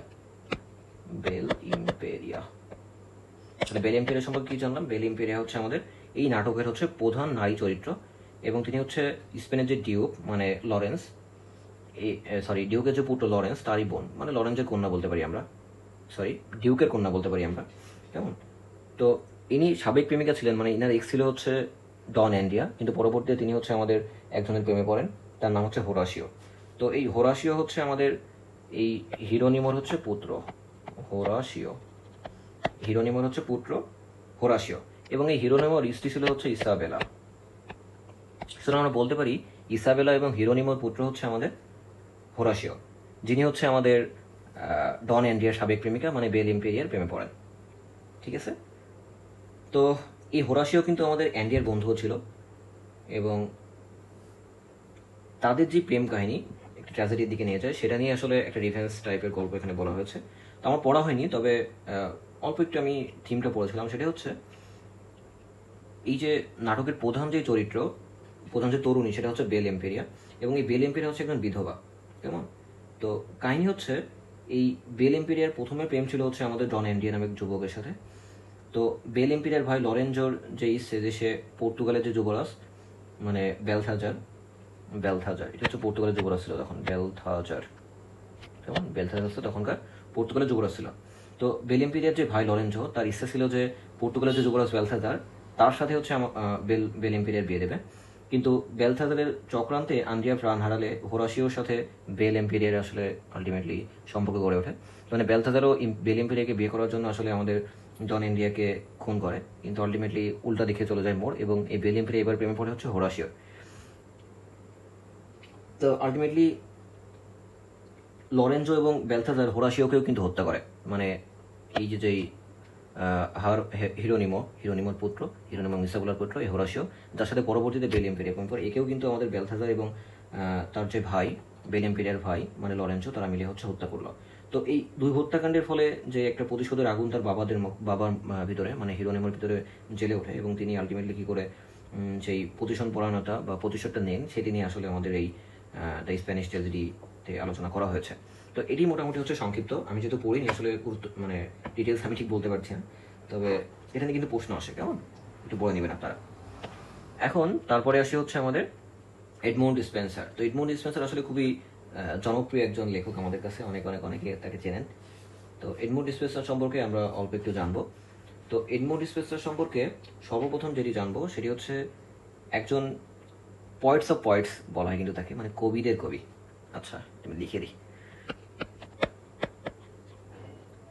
তাকে বলা হয় পয়েটস অফ পয়েটস, মানে কবিদের কবি। ঠিক আছে, এবং ইনি কিন্তু এই এলিজাবেথীয় যে যুগ, আমরা তো এলিজাবেথান যুগ এখন পড়ছি, এলিজাবেথান যুগে কিন্তু সর্বশ্রেষ্ঠ কবি ছিলেন। কবি বলেছি আমি, ঠিক আছে, নট সাহিত্যকার, নাট্যকার বা গল্পকার এই ধরনের কিছু না, কবি, মানে কবিতাই তার বিচরণটা বেশি ছিল। তো একটা কথা বলে রাখি, পয়েট অফ পয়েটস হচ্ছে ইংরেজিতে আমরা বলি হচ্ছে এডমন্ড স্পেন্সারকে, এবং বাংলাতে কাকে বলি? এক্স্যাক্টলি, নির্মলেন্দু গুণ। নির্মলেন্দু গুণকে বাংলাতে আমরা বলি হচ্ছে তিনি হচ্ছে আমাদের কবিদের কবি। তো দ্য পয়েটস অফ পয়েটস এটি তাহলে হচ্ছে উপাধি ছিল হচ্ছে আমাদের বাংলাতে হচ্ছে নির্মলেন্দু গুণের, এবং এডমন্ড স্পেন্সারের উপাধিও কিন্তু ছিল হচ্ছে পয়েটস অফ পয়েটস। কেমন? তো তাকে বলা হয় the second father of English poetry. ঠিক আছে, তাহলে তাকে আমরা বলি the second father of English poetry. First ফাদারকে পরেই বলবো, the second father of English poetry. ঠিক আছে, এবং তার আরো মজাদার একটা নাম আছে, সেটি হচ্ছে the child of Renaissance, the child of Renaissance and reformation. এটা হচ্ছে তারই নাম। কেমন? তাহলে তার নাম পেলাম আমরা poet's of poet's, the second father of English poetry, the child of Renaissance and reformation. এবং তার আরো মজাদার একটা নাম আছে কোট পয়েট, মানে তার কোটগুলো বেশ চলে হয়তো কোট পয়েট। ঠিক আছে, তো এগুলোই হচ্ছে তার উপাধিসমূহ, এবং তার আরো আরো অনেকগুলো মজাদার নাম আছে। তাকে কেউ কেউ বলে থাকেন the divine master, the divine master. আবার কেউ তাকে বলে the Prince of poet, the Prince of poet. আবার কেউ তাকে বলে court poet of England, court poet of England. ঠিক আছে, অনেকগুলো নাম পেলাম তাহলে তিনি হচ্ছে আমাদের poet's of poet's, the second father of English poetry, the child of Renaissance and information, court poet, the divine master, the Prince of poet, court poet of England. এবং তিনি কিন্তু সনেট লিখতেন অনেক, এবং তার একটা সনেটের বইয়ের নাম হচ্ছে অ্যামোরেটি। আচ্ছা, তো সাহিত্য কর্মত্বের আমি বলছি, কেমন? তো তিনি যেহেতু অনেক সনেট লিখতেন, তার একটা সাহিত্য সংকলন মানে সনেট সংকলনের নাম হচ্ছে অ্যামোরেটি। তো এই কারণে তার যে সনেটগুলো, তার সনেটগুলোকে বলা হতো হচ্ছে স্পেন্সারিয়ান সনেট। মানে স্পেন্সার যেহেতু লিখতেন, এই কারণে তার যে নিজের বৈশিষ্ট্য, এই বৈশিষ্ট্য তিনি ধরে রেখেছিলেন এবং এই কারণে একটা আলাদা নামই পেয়ে গেছে যে স্পেন্সারিয়ান সনেট। ঠিক আছে, এখন তার বিখ্যাত সাহিত্যকর্মগুলো কি, এটা আসলে আমাদের জন্য জানা অনেক গুরুত্বপূর্ণ, বিশেষ করে এডমন্ড স্পেন্সারের গুলো। তো একটা হচ্ছে পোয়েট্রি, মানে তার পোয়েম কি কি আছে। তো পোয়েট্রির ভিতরে সর্বপ্রথম আমরা অ্যামোরেট্রির কথা বললাম, এটাই আমরা বলি অ্যামোরেট্রি। তো এই অ্যামোরেট্রি অ্যাকচুয়ালি একটা সনেট সংকলন এবং এখানে মোটামুটি হচ্ছে আমাদের 89টি সনেট আছে। 89টি সনেট নিয়ে তিনি যে বই বের করেছিলেন অ্যাকচুয়ালি সেটাই হচ্ছে আমাদের অ্যামোরেট্রি। এবং এটি তিনি তার যে স্ত্রী মানে এরিয়াজাবেথ রয়্যালকে উদ্দেশ্য করে লিখেছিলেন। আমি জানি না ইংরেজি বানানটা কিরকম, আমি বাংলাতে লিখি এলিজাবেথ রয়্যালকে উদ্দেশ্য করেই তিনি কিন্তু এই সনেটগুলো লিখেছিলেন। তো তার আরো একটা পোয়েট্রি হচ্ছে দ্য শেফার্ডস ক্যালেন্ডার।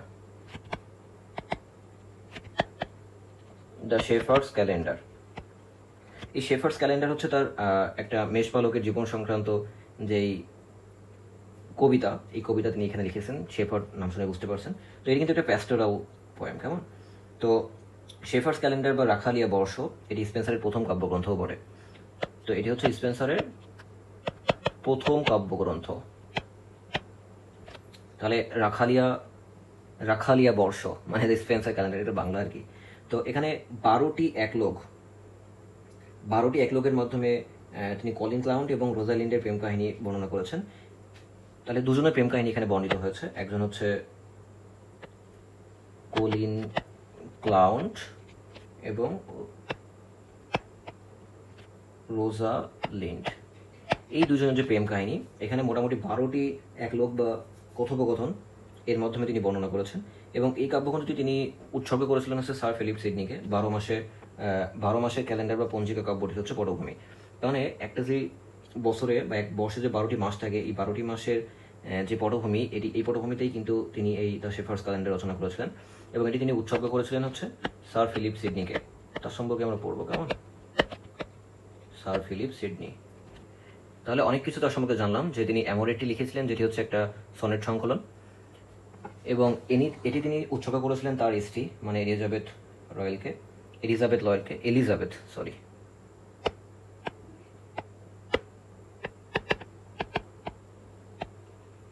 ঘুম চলে এসেছে, আসলে রাত 12টা বেজে গেছে অলরেডি, উল্টোপাল্টা বলা শুরু করেছে। আসলে ক্ষমা সুন্দর দৃষ্টিতে দেখবেন। তো তাহলে এলিজাবেথ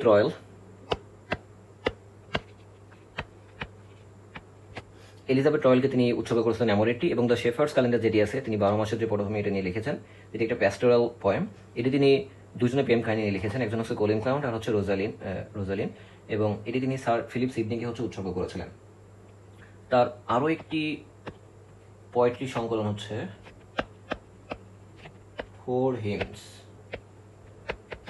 কি। তো এই ফোর হিমস হচ্ছে প্রেম এবং সৌন্দর্য এবং স্বর্গীয় প্রেম এবং সৌন্দর্য বিষয়ক 4টি হিমস সমগ্র, কেমন। তাহলে ফোর হিমস নাম শুনে বুঝতে পারছেন, তো এখানে 4টি হিম আছে। তো এই 4টি হিম নিয়ে মোট 2টি হিম প্রেম এবং সৌন্দর্য এবং 2টি হিম স্বর্গীয় প্রেম এবং সৌন্দর্য এবং প্রশংসার পাশাপাশি দর্শন এবং ধর্মতত্ত্ব নিয়েও সেখানে কিন্তু একটু বলেছেন। তার মানে দুটি করে যদি ভাগ করিয়ে 4টা হিমকে, 2টি হচ্ছে তিনি প্রেম এবং সৌন্দর্য এবং আর 2টি হচ্ছে স্বর্গীয় প্রেম এবং সৌন্দর্য বিষয় তিনি হচ্ছে রচনা করেছেন। ঠিক আছে, এপিথেলমিয়ন হচ্ছে কবির যে বিবাহ উপলক্ষে তার যে আবেগগুলো আছে সেটা নিয়ে মোটামুটি 33টি স্তবকের বা লাইনের একটা কবিতা আছে, সেটি হচ্ছে এপিথেলমিয়নে তিনি লিখেছেন। এবং 5 নম্বরে হচ্ছে অ্যাস্ট্রোফেল হচ্ছে একটা প্যাস্টোরাল এলিজি আর কি, এবং এটি মোস্ট প্রবাবলি 1580 এর দিকে তিনি পাবলিশ করেছিলেন। তো এই যে 5টা আমরা পড়লাম, একটা হচ্ছে অ্যামোরেট্রি, যেটা একটা সনেট সংকলন ছিল, তারপরে the Shepherd's Calendar, four hymns, the Epithalamion, Astrophel. এই 5টা যে পোয়েট্রি আছে, এই 5টা পোয়েট্রি বাদেও তার একটা এপিকও আছে। তো আমরা পড়েছিলাম পৃথিবীতে 4 মহাকাব্য হচ্ছে 4টি। তো দ্য ফেয়ারি কুইন, কেমন, দ্য ফেয়ারি কুইন। তো এই দ্য ফেয়ারি কুইন, এটি লেখক হচ্ছে আমাদের এডমন্ড স্পেন্সার। ঠিক আছে, এখন এই ফেয়ারি কুইন নিয়ে অল্প একটু আমাদের জানতে হবে। তো এটি হচ্ছে আমাদের সেই ফেয়ারি কুইনিং এর কভার পেজ। তো চলুন অল্প একটু জানি আমরা ফেয়ারি কুইন নিয়ে। আচ্ছা, তো দ্য ফেয়ারি কুইনের থিম যদি বলি, তাহলে এক কথায় আসে হচ্ছে ডিউটি অ্যান্ড রেসপন্সিবিলিটি।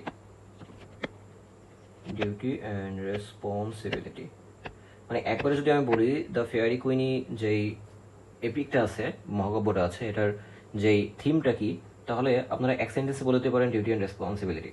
তো অ্যাকচুয়ালি এর কাহিনীটা কী ছিল এবং এর যেই ক্যারেক্টার্সগুলো কী ছিল সেটা নিয়ে আমরা জানবো। এবং এখানে একটা ইন্টারেস্টিং জিনিস আছে, ইয়াম্বিক মিটার। কেমন? ইয়াম্বিক মিটারটা আসলে অনেক অনেক অনেক মজার, আমি শিখিয়ে দিচ্ছি, অনেক ইজি। ঠিক আছে? তো দ্য ফেয়ারি কুইনি মানে পরীর ন্যায় সুন্দরী রানী আর কি, এডমন্ড স্পেন্সারের শ্রেষ্ঠতম কাব্যগ্রন্থ, যা ইংরেজি সাহিত্যের অন্যতম দীর্ঘ একটা কবিতাও পড়ে। তো এই কাব্য রচনার জন্য স্পেন্সার নতুন এক ধরনের স্তবক প্রবর্তন করেন, যা বর্তমানে স্পেন্সেরিয়ান তার নাম অনুসারে আর কি, স্পেন্সেরিয়ান স্তবক নামে পরিচিত। ঠিক আছে? মানে স্পেন্সেরিয়ান লাইন আর কি। তো এই স্পেন্সেরিয়ান লাইন 9টি পঙ্ক্তি থাকে মোট একটা স্তবকে, মানে একটা স্তবকে 9টি পঙ্ক্তি পাবেন আপনি। ঠিক আছে? তাহলে একটা স্তবকে আমরা কয়টা পঙ্ক্তি পাবো? 9টা পঙ্ক্তি। কি বানান ভুল লিখছি, হোম চলে এসেছে। 9টি পঙ্ক্তি থাকে। তো এই 9টি পঙ্ক্তির পরপর দেখা যায়, যদি পরপর যদি আচ্ছা 9টি পঙ্ক্তি থাকে, তো এই 9টি পঙ্ক্তির ভিতরে প্রথম যে 8টি পঙ্ক্তি, এই 8টি পঙ্ক্তি হচ্ছে ইয়াম্বিক পেন্টামিটার এ রচিত, এবং বাকি যে একটি থাকে মানে সর্বশেষ পঙ্ক্তি যেটি, এটি রচিত হয় হচ্ছে আমাদের ইয়াম্বিক হেক্সামিটার। ঠিক আছে? এখন জিনিসটা কি, তাহলে আমি বললাম এই যেই দ্য ফেয়ারি কুইনি, এটি হচ্ছে একটা নতুন ধরনের স্তবকে লেখা, যেটাকে আমরা বলে থাকি হচ্ছে স্পেন্সেরিয়ান স্তবক। তো এটি মোটামুটি 9টি পঙ্ক্তি নিয়ে গঠিত। তো 9টি পঙ্ক্তির ভিতরে প্রথম 8টি হচ্ছে ইয়াম্বিক আর পেন্টামিটার, আর সর্বশেষ যেটি আছে মানে নবম যেই পঙ্ক্তিটি আছে সেটি হচ্ছে ইয়াম্বিক হেক্সামিটারে রচিত। এখন এই যে ইয়াম্বিক পেন্টামিটার, ইয়াম্বিক হেক্সামিটার জিনিসটা কি? ইয়াম্বিক পেন্টামিটার, আসলে ইয়াম্বিক শব্দটা মানে কি? ইয়াম্বিক মানে হচ্ছে অল্টারনেটিভ। আমরা সহজভাবে বলতে পারি ওয়ান আফটার অ্যানাদার। কেমন? তার মানে এটা দিয়ে বোঝাই, ইয়াম্বিক বলতে বোঝাই যদি একটার পরে একটা সিলেবলে স্ট্রেস থাকে মানে ধাক্কা থাকে, কেমন, সেটাকে আমরা বলে থাকি হচ্ছে ইয়াম্বিক। তার মানে একটার পরে একটা এরকম যদি ধাক্কা থাকে মানে অল্টারনেটিভলি, সেটাকে আমরা বলবো হচ্ছে ইয়াম্বিক। তাহলে জিনিসটা অনেকটা এরকম দাঁড়ায় যে আমরা যদি একটা সেন্টেন্স লিখি, pastoral elegy for the death of the most noble, 1 2 3 4 5 6 7 8 9 10। দেখুন এখানে 10টা সিলেবল সম্ভবত আছে, না 10টা সিলেবল আছে, 10টা সিলেবলের বেশি আছে। কেমন? এ প্যাস্টোরাল, 2টা, প্যাস্টোরাল ইলিজি এখানে আবার 2টা আছে, তার মানে হচ্ছে 5 6 7 8 9 10 11 12, 12টি আছে। কেমন? এখানে হচ্ছে 12টি সিলেবল আছে। দেখুন, a pastoral elegy for the death of the most noble. এখন বিষয়টা যদি এরকম হয় যে একটা সিলেবলের পরে আরেকটা সিলেবলে স্ট্রেস থাকে, মানে ধরুন এতে স্ট্রেস নেই কিন্তু এটাতে স্ট্রেস আছে, আবার রালে স্ট্রেস নেই কিন্তু এলিজিতে স্ট্রেস আছে, আবার ফরে স্ট্রেস নেই দাঁতে স্ট্রেস আছে, ডেতে স্ট্রেস নেই অফে স্ট্রেস আছে, দাঁতে নেই মোস্টে আছে। এরকম একটার পরে একটা স্ট্রেস থেকে মানে অল্টারনেটিভলি একটার পরে একটা স্ট্রেস দিয়ে যদি 5টা সিলেবল কভার করে অল্টারনেটিভলি, তাহলে সেটাকে আমরা বলি হচ্ছে পেন্টামারিক। দেখুন এখানে 1টা 2টা 3টা 4টা 5টা, মানে মোট 10টা সিলেবল আছে, তার ভিতরে হচ্ছে 5টা সিলেবলকে কভার করেছে, সুতরাং এটা হচ্ছে একটা পেন্টামারিক ইয়াম্বিক। তাহলে ইয়াম্বিক মানে কি? অল্টারনেটিভলি একটার পরে একটা যদি স্ট্রেস থাকে, ধরুন এতে স্ট্রেস নেই কিন্তু প্যাস্টোয়ে আছে, তারপরে কি রালে আবার নেই, তারপরে এলিজিতে আছে ফরে নেই, দাঁতে আছে ডেতে নেই, অফে আছে দাঁতে নেই, মোস্টে আছে বা নোবেল নেই। তো এরকম একটার পরে একটা যেই স্ট্রেস থাকছে অল্টারনেটিভলি, এই বিষয়টাকে আমরা বলি হচ্ছে ইয়াম্বিক। এবং এটা যদি পরপর 10টা সিলেবল থাকে এবং 10টা সিলেবলের ভিতরে অল্টারনেটিভ হলে তো 5টাতে থাকবে স্ট্রেস, তাই না? তো এই সব বিষয়কে আমরা বলি পেন্টামারি। একইভাবে এখানে যদি 12টি সিলেবল থাকতো, আরো 2টা সিলেবল ধরুন অ্যান্ড গুড, ধরুন এটা আরো মোট 12টা সিলেবল হলো। এখন এই 12টা সিলেবলের একটার পর একটা যদি মোট অল্টারনেটিভলি 6টাতে এরকম স্ট্রেস থাকে, সেটাকে আমরা বলবো হচ্ছে হেক্সামিটারিক। ঠিক আছে? তাহলে ইয়াম্বিক মানে কি? অল্টারনেটিভলি একটার পর একটা স্ট্রেস থাকবে, এবং হেক্সামিটার বা পেন্টামিটার ঠিক হবে কতগুলো সিলেবল আছে তার উপরে ভিত্তি করে। তাহলে এটা আশা করি আপনারা বুঝতে পেরেছেন। এখন হচ্ছে নাটকে ফিরে আসি আবার আমরা। এখন নাটকে যদি আসি, তাহলে এখানে মেইন ক্যারেক্টার কে আছে? আর্থার। এই আর্থার হচ্ছে আমাদের প্রোটাগনিস্ট বা কেন্দ্রীয় চরিত্র। কেমন? তাহলে কেন্দ্রীয় চরিত্র হচ্ছে আর্থার, তিনি হচ্ছে লর্ড লাইসিস্টারের হচ্ছে প্রতীক, লর্ড লাইসিস্টারের প্রতীক। এবং ফেয়ারি কুইনি, এই ফেয়ারি কুইনির আরেকটা নাম মানে অ্যাকচুয়ালি তিনি হচ্ছে ফেয়ারি কুইন, ইনি অ্যাকচুয়ালি নোন অ্যাজ হচ্ছে গ্লোরিয়ানা। মানে তার অ্যাকচুয়াল নাম, বা এভাবে বলতে পারেন যে অলসো নেন অ্যাজ গ্লোরিয়ানা। তো এই ফেয়ারি কুইনই বলতে অ্যাকচুয়ালি কিন্তু বোঝানো হচ্ছে রানী এলিজাবেথকে। কেমন? রানী এলিজাবেথ, ঠিক আছে। আর কে আছে? রেড ক্রস নাইট, মানে সেন্ট জর্জ আর কি, সেন্ট জর্জ। তো ইনাকেই বলা হচ্ছে রেড ক্রস নাইট। ইনি একটা চরিত্র। তো ইংল্যান্ডের ধর্ম সংক্রান্ত বিষয়ক রক্ষক কিন্তু হচ্ছে রেড ক্রস নাইট। মানে রেড ক্রস নাইট যিনি হন, তিনি হচ্ছে আমাদের ধর্ম সংক্রান্ত যে রক্ষা দায়িত্ব ইনি পালন করেন। ডুয়েসা হচ্ছে রোমান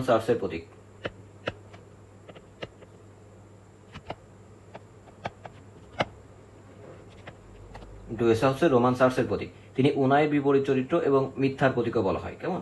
আর উনা হচ্ছে পরিশুদ্ধ চার্চ।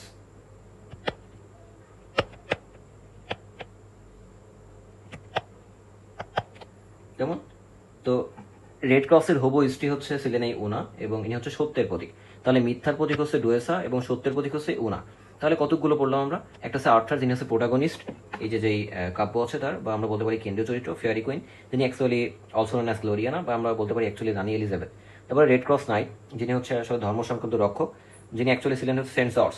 তারপরে ডুয়েসা হচ্ছে আমাদের রোমান চার্চের প্রতীক, যিনি অ্যাকচুয়ালি হচ্ছে মিথ্যার প্রতীক। আর উনা হচ্ছে আমাদের পরিশুদ্ধ চার্চের প্রতীক, বা আমরা বলতে পারি সত্যের প্রতীক। ঠিক আছে। এখন কাহিনীটা কি ছিল? এটি অ্যাকচুয়ালি সাত খণ্ডে রচনা করা আর কি, আমাদের এডমন্ড স্পেন্সারের। তো তিনি মোটামুটি 7 বছর ধরে এই 7টা খণ্ড রচনা করেছিলেন, কিন্তু অসমাপ্ত রেখে দিয়েছেন। 6টা সমাপ্ত হলেও 7 নম্বর খণ্ড কিন্তু অসমাপ্ত। ঠিক আছে। তো এখানে দেখুন রানী এলিজাবেথের কথা বলেছে, তার মানে তিনি রানী এলিজাবেথকে প্রশংসা করেই কিন্তু এই কাব্যটা হচ্ছে রচনা করেছিলেন। তো এটি সমাপ্ত করার পূর্বে তিনি মারা যান। তো যদিও কবির ইচ্ছা ছিল মোটামুটি 24টি খণ্ডে কাব্যটি সমাপ্ত করবে এবং একটা মহাকাব্য সৃষ্টি করবে, তো অ্যাকচুয়ালি ইতিহাস তৈরি করবে। যদিও ইতিহাস অলরেডি হয়ে গেছে, কিন্তু মাত্র 7টা করে আসলে তিনি আর করতে পারেননি। তো কাব্যটির যে গল্পাংশ, এই গল্পাংশ হচ্ছে পরিলিয়ার দেশে রানী গ্লোরিয়ানার যেই 12 দিন ব্যাপী একটি উৎসবের আয়োজন করেছে, তার প্রত্যেক দিন কোনো এক অসুর বা ড্রাগন কর্তৃক উৎপীড়িত যে মানুষ এসে রানীর কাছে অভিযোগ করবে, রানী প্রতিদিন একটি একটি করে নাইটকে পাঠিয়ে উৎপীড়িত যেই রাক্ষসগুলো আছে সেগুলোকে ধ্বংস করবে। তো এই কাব্যের যে মহানায়ক, তিনি হচ্ছে রেড ক্রস নাইট, আর নায়িকা বলা যায় হচ্ছে ওনাকে, তিনি হচ্ছে সত্যের প্রতীক। রেড ক্রস নাইট হচ্ছে ধর্মরক্ষার প্রতীক। তো রেড ক্রস নাইট ইংল্যান্ডের ধর্ম বিষয়ে রক্ষক, যিনি হচ্ছে সত্য এবং ইংল্যান্ডের পরিশুদ্ধ চার্চের প্রতীক। আর ড্রাগন হলো জীবনের ভুল ভ্রান্তির প্রতীক। তো এই যে 5 ধরনের রূপক আছে, মানে মোরাল, একটা পলিটিক্যাল, স্পিরিচুয়াল, সিভ্যালিক, আর হচ্ছে অ্যারিস্টোরিয়ান। তো এই যে প্রতীকগুলো আছে, এই প্রতীকগুলোর মাধ্যমে খুবই সুন্দরভাবে তিনি আসলে আমাদের রানী যে এলিজাবেথের বর্ণনা কিন্তু এই ফেয়ারি কুইনিতে করেছে। যদি আমার পড়া হয়নি, কিন্তু আমি থিমটা পড়েছি আর কি। তাহলে 5টা মোরালের কথা বললাম, 5টা রূপকের কথা বললাম। এই 5টি রূপক একটু মনে রাখেন, যে এই যে যেই ফেয়ারি কুইনি কাব্যগ্রন্থ বা এপিক, এই ফেয়ারি কুইনি এপিক এবং মহাকাব্যতে মোট 5টি প্রতীকের কথা বলা হয়েছে, 5টি রূপকের কথা বলা হয়েছে। এই 5টি রূপক হচ্ছে মোরাল, মানে হচ্ছে নৈতিকতা, তারপরে পলিটিক্যাল মানে রাজনৈতিক, স্পিরিচুয়াল মানে আধ্যাত্মিক, 4 হচ্ছে সিভ্যালিক মানে বীরত্ব সূচক আর কি, আর অ্যারিস্টোটেলিয়ান মানে অ্যারিস্টোটলের মতো আর কি, অ্যারিস্টোটেলিয়ান। তো এই 5টি রূপক হচ্ছে আমাদের এই ফেয়ারি কুইনিতে আপনি পাবেন। তো এটি ছিল মোটামুটি হচ্ছে আমাদের এডমন্ড স্পেন্সার স্যারকে নিয়ে যা বলেছি। এগুলো পড়লে আসলে মোটামুটি কমপ্লিট হয়ে যাবে, আর কিছু লাগবে না। এখন আসুন আমরা জানি হচ্ছে স্যার ফিলিপ সিডনিকে নিয়ে। তো একটু আগে বললাম যে এই যে যেই এডমন্ড স্পেন্সার কিন্তু অনেকগুলো জিনিস উৎসর্গ করেছিলেন আমাদের স্যার ফিলিপ সিডনিকে। এখন কথা হচ্ছে স্যার ফিলিপ সিডনি কে ছিলেন? তো স্যার ফিলিপ সিডনি অ্যাকচুয়ালি ছিলেন হচ্ছে এলিজাবেথান যুগের একজন বিখ্যাত সমালোচক, কবি এবং পণ্ডিত। তাহলে তার নামের সাথে আমরা হচ্ছে 3টা জিনিস যোগ করতে পারি, একটা হচ্ছে সমালোচক, একটা হচ্ছে কবি, আর একটা হচ্ছে পণ্ডিত। এবং তিনি এলিজাবেথান যুগের, ঠিক আছে, যেহেতু এলিজাবেথান যুগ নিয়ে আমরা আলোচনা করছি। তো তিনি কুইন এলিজাবেথের যেই কোর্ট ছিল, এই কোর্টে একজন নেতৃত্বস্থানীয় সদস্য কিন্তু ছিলেন,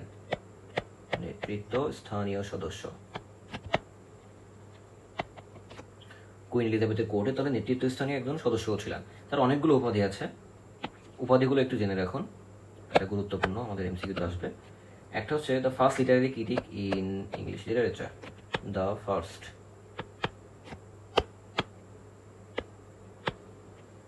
Literary critic in English literature. ঠিক আছে। আরেকটা তাকে বলা হয় পোয়েট, কোর্টিয়ার অ্যান্ড স্কলার।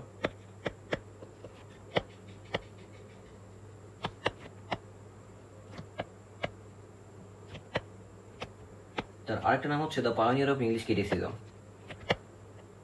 মানে ইংলিশ ক্রিটিসিজমের যেই সূচনা, যেই নবদূত বলা যায় আর কি, মানে যিনি পথ প্রদর্শন করেন আর কি, এই পথ প্রদর্শক বলা যায় হচ্ছে আমাদের এই স্যার ফিলিপ সিডনিকে, পায়োনিয়ার অফ ইংলিশ ক্রিটিসিজম।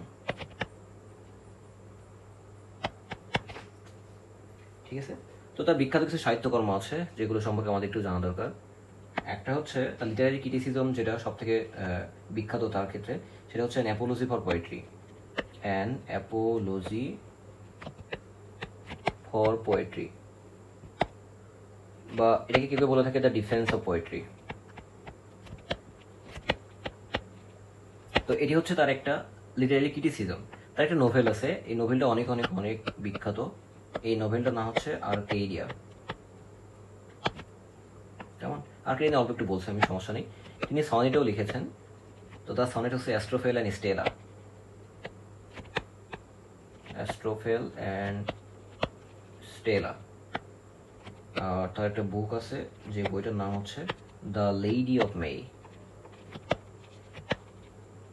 তাহলে এই মোটামুটি চারটা সাহিত্যকর্মের ধারণা আমরা পাই তার থেকে। একটা হচ্ছে অ্যাপোলজি ফর পোয়েট্রি, আর আমরা আরও বলে থাকি দ্য ডিফেন্স অফ পোয়েট্রি। এটা হচ্ছে একটা লিটারারি ক্রিটিসিজম। তারপর নোভেল আছে আর্কেডিয়া, তারপরে সনেট আছে অ্যাস্ট্রোফেল অ্যান্ড স্টেলা, আর একটা বুক আছে যেটাকে আমরা বলে থাকি দ্য লেডি অফ মে। ঠিক আছে। এখন দ্য আর্কেডিয়া জিনিসটা কি? এই আর্কেডিয়া হচ্ছে তার একটা নোভেল এবং খুবই বিখ্যাত।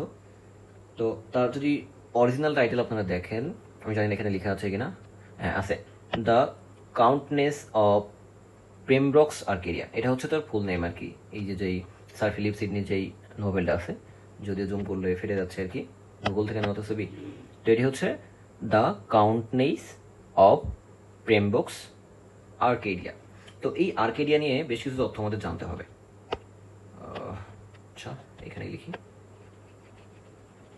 আমি একটু মুছে দিচ্ছি। কেমন? তো এই আর্কেডিয়া হচ্ছে সিডনির আর্কেডিয়া গদ্যে রচিত একটি রাখালিয়া রোম্যান্স, মানে যেটাকে আমরা বলে থাকি ইংরেজিতে প্যাস্টোরাল রোম্যান্স। তো আর্কেডিয়া একটি আদর্শ রাষ্ট্রের নাম। এই যে বইটি, এই বইটি হচ্ছে সিডনিটার বোন কাউন্টেস এবং কাউন্টেস অফ পেমব্রোক এর মনোরঞ্জনের জন্য আসলে লিখেছিলেন। তার মানে এই যে কাউন্টেস অফ পেমব্রোক, এটি কিন্তু আসলে তার বোন ছিল। কেমন? তো আর্কেডিয়ার রাজা ব্যাসিলিয়াস এবং তার স্ত্রী এবং তার দুই মেয়ে পামেলা এবং ফিলোক্লিয়াকে নিয়ে শহরের কোলাহল থেকে অনেক দূরে এক নির্জন বনভূমিতে তার চিত্তের আরাম খুঁজে পেলেন এবং তাদের মেষপালক হিসেবে লালন পালন করেছিলেন। তাদের নিয়ে বনভূমিতে সময় কাটাতে গেলে সেখানে দুজন রাজপুত্র, একজন ছিল হচ্ছে মিসোডোরাস, আরেকজন হচ্ছে পিরোক্লিস। এই তারা হচ্ছে এই রাজকুমারী দ্বয়ের প্রেমে পড়েন এবং বহু ঘটনা শেষে যুবরাজ দ্বয় রাজা ব্যাসিলিয়াসকে দুই রাজকন্যার সাথে বিবাহ বন্ধনে আবদ্ধ হন। এটাকে ইংরেজি সাহিত্যে দ্য এমব্রায়োসিড বা ভুল বলা হয়ে থাকে। তো শব্দটা মনে রাখবেন, দ্য এমব্রায়োসিড। তো এই কাহিনীটা আসলে আমাদের আর্কেডিয়াতে ব্যাখ্যা করা হয়েছে বা বর্ণনা করা হয়েছে। আমি এটাও পড়িনি আসলে, কিন্তু থিমটা পড়েছি আর কি। তো আপনারা দেখে নিতে পারেন। এখন ফ্রান্সিস বেকন আসলে অনেক অনেক অনেক উপাধি, অনেক তার সাহিত্যকর্ম। তো চলুন সেগুলো আমরা একটু জানি। তো প্রথমে আসুন তার উপাধি সমূহ কি ছিল এবং তার সম্পর্কে প্রথমে আমরা কিছু জানি। তো ফ্রান্সিস বেকন হচ্ছে একজন ইংরেজি কোর্টিয়ার, মানে স্টেটসম্যান, একজন কোর্টিয়ার, আমরা বলি স্টেটসম্যান, একজন লয়ার ছিলেন, আইনজীবীও পড়ে, আর ন্যাচারাল ফিলোসফার, একজন দার্শনিকও ছিলেন। ঠিক আছে। তো তিনি একাধারে অ্যাটর্নি জেনারেল এবং লর্ড চ্যান্সেলর হিসেবে দায়িত্ব পালন করেছেন। Attorney general and Lord chancellor. এমনকি তিনি ব্রিটিশ যে পার্লামেন্ট, এই পার্লামেন্টের কিন্তু সদস্যও ছিলেন।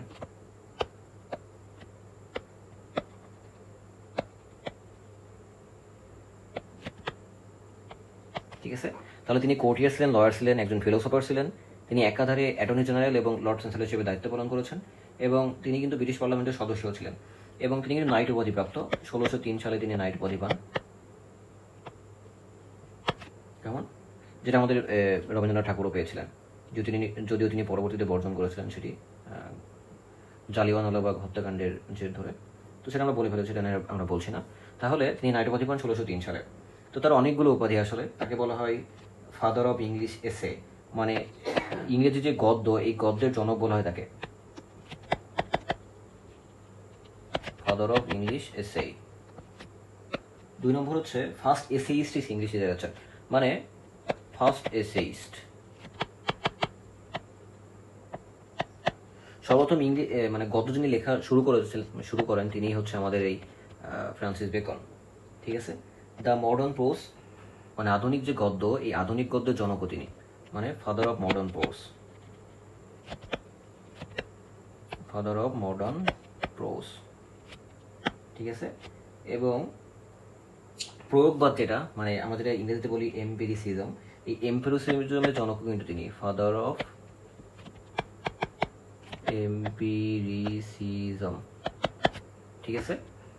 আবার তাকে বলা হয় ফাদার অফ এক্সপেরিমেন্টাল সায়েন্স, মানে পরীক্ষামূলক বিজ্ঞানেরও জনক, ফাদার অফ এক্সপেরিমেন্টাল সায়েন্স। আবার তার আরো একটা নাম আছে, মাস্টার অফ অ্যাফোরিজম অ্যান্ড টার্সনেস।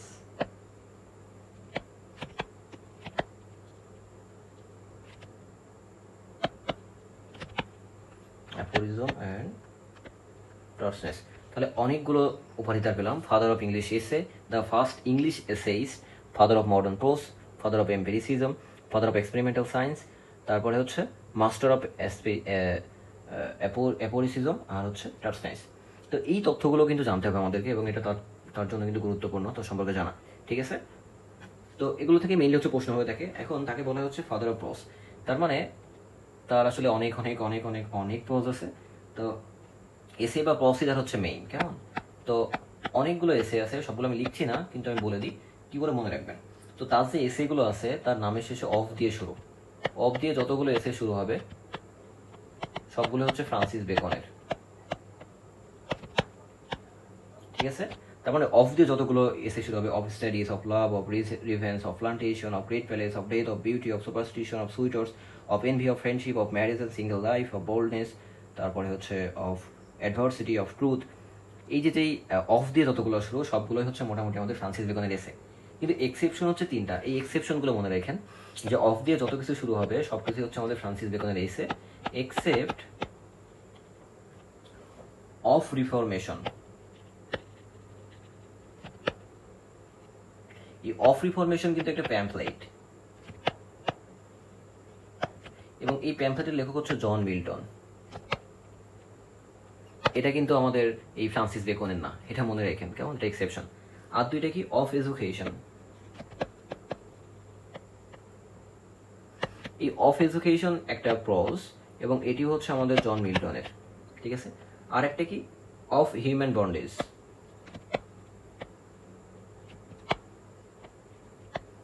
তো অফ হিউম্যান বন্ডেজ হচ্ছে একটা নোভেল, যেটি হচ্ছে উইলিয়াম সমারসেট মমের লেখা। ঠিক আছে।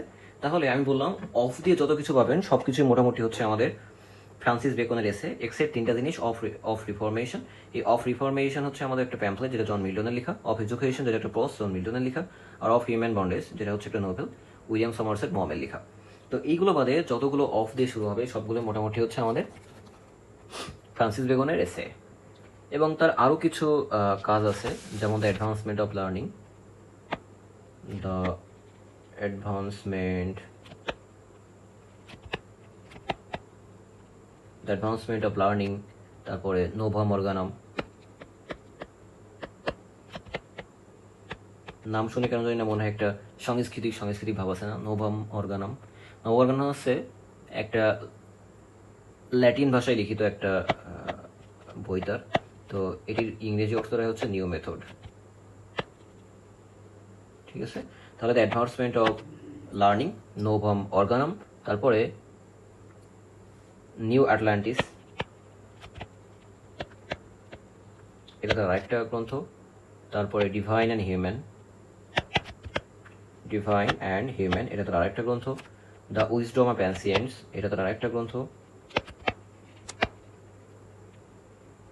তো এরকম আরো অনেকগুলো গ্রন্থ আছে, যেমন Instauratio Magna, history of reigns of Henry VII, wisdom of ancients, divine and human, New Atlantis, Novum Organum বা new method, advance in the planning, এই যে এইগুলোও কিন্তু আমাদের ফ্রান্সিস বেকনের লেখা। তো এগুলো একটু মনে রাখবেন।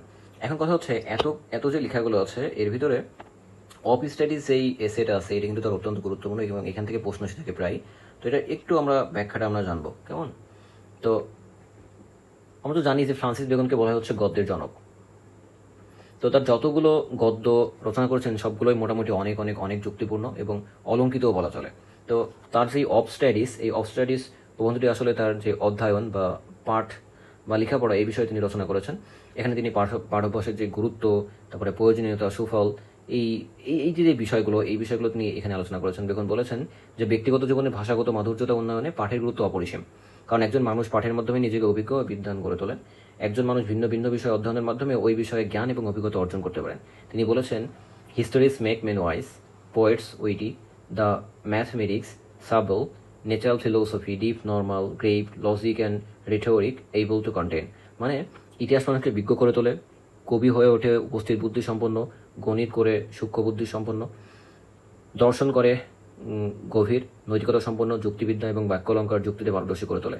এবং লেখকের আরও বিষয় দেখা যাচ্ছেন, যেমন তিনি বলেছেন যে কোনো বিষয়ে পাঠ্যাভ্যাস থাকা উচিত এবং কোনো বিষয় এড়িয়ে চলা উচিত। যেমন কিছু বিষয় আছে, যেমন some books are to be tasted, others are to be swallowed, and some few to be chewed and digested. মানে কিছু বই আপনাকে শুধু স্বাদ গ্রহণ করতে হবে, কিছু না বুঝে মুখস্থ করতে হবে, এবং কিছু দিনই ধীরে ধীরে গ্রহণ এবং আত্মস্থ করতে হবে। তো এই বিষয়গুলো হচ্ছে তার এই অফ স্টাডিজে বর্ণনা করা হয়েছে। ঠিক আছে, এটি কভার পেজ আর কি, গুগল থেকে নেওয়া, বুঝতেই পারছেন। আমি তো নিজে থেকে তৈরি করতে পারবো না। আচ্ছা, তাহলে তাকে আমরা বলছি ফাদার অফ ইংলিশ প্রজ। এখন নিশ্চয় আমি যখন ওই যে the literatures of Old Middle English period বলেছিলাম, সেখানে আমি বলেছিলাম জন উইকলিফ। এই জন উইকলিফকে তখন আমি বলেছিলাম কি, ইনি হচ্ছে ইংরেজি গদ্যের জনক। তো actually father of English pros প্রশ্নে অ্যালফ্রেড দ্য গ্রেট বা জন উইকলিফের নাম থাকলে ফ্রান্সিস বেকন সঠিক উত্তর হবে, কিন্তু যদি না থাকে সেক্ষেত্রে হচ্ছে আপনারা দিবেন হচ্ছে ফ্রান্সিস বেকনের নাম। ঠিক আছে, এখন আসুন আমাদের আরও দুজন সম্পর্কে একটু জানবো, তাহলে আমাদের শেষ। একটা হচ্ছে থমাস নর্টন এবং আরেকজন হচ্ছে আমাদের থমাস শ্যাকবেল। তো এই দুজনকে নিয়ে একসাথে আলোচনা করার কারণ হচ্ছে এনারা দুজন আসলে সাহিত্য সহযোগী ছিলেন। এবং থমাস শ্যাকবেল ইংরেজি সাহিত্যের প্রথম যে ট্র্যাজেডি মানে গর্বোডাক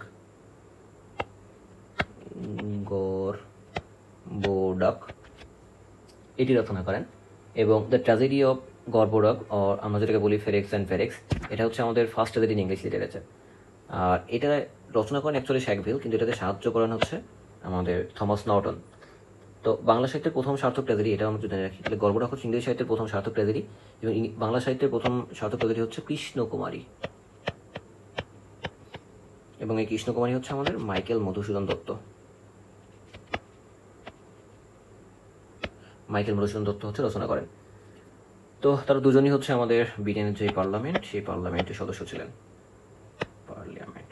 ঠিক আছে, তো এটাই তাদের দুজন সম্পর্কে, আর কিছু বলার নেই। মোটামুটি আজকে এই পর্যন্তই। Thank you so much for watching. আশা করি কিছুটা হলেও বুঝতে পেরেছেন।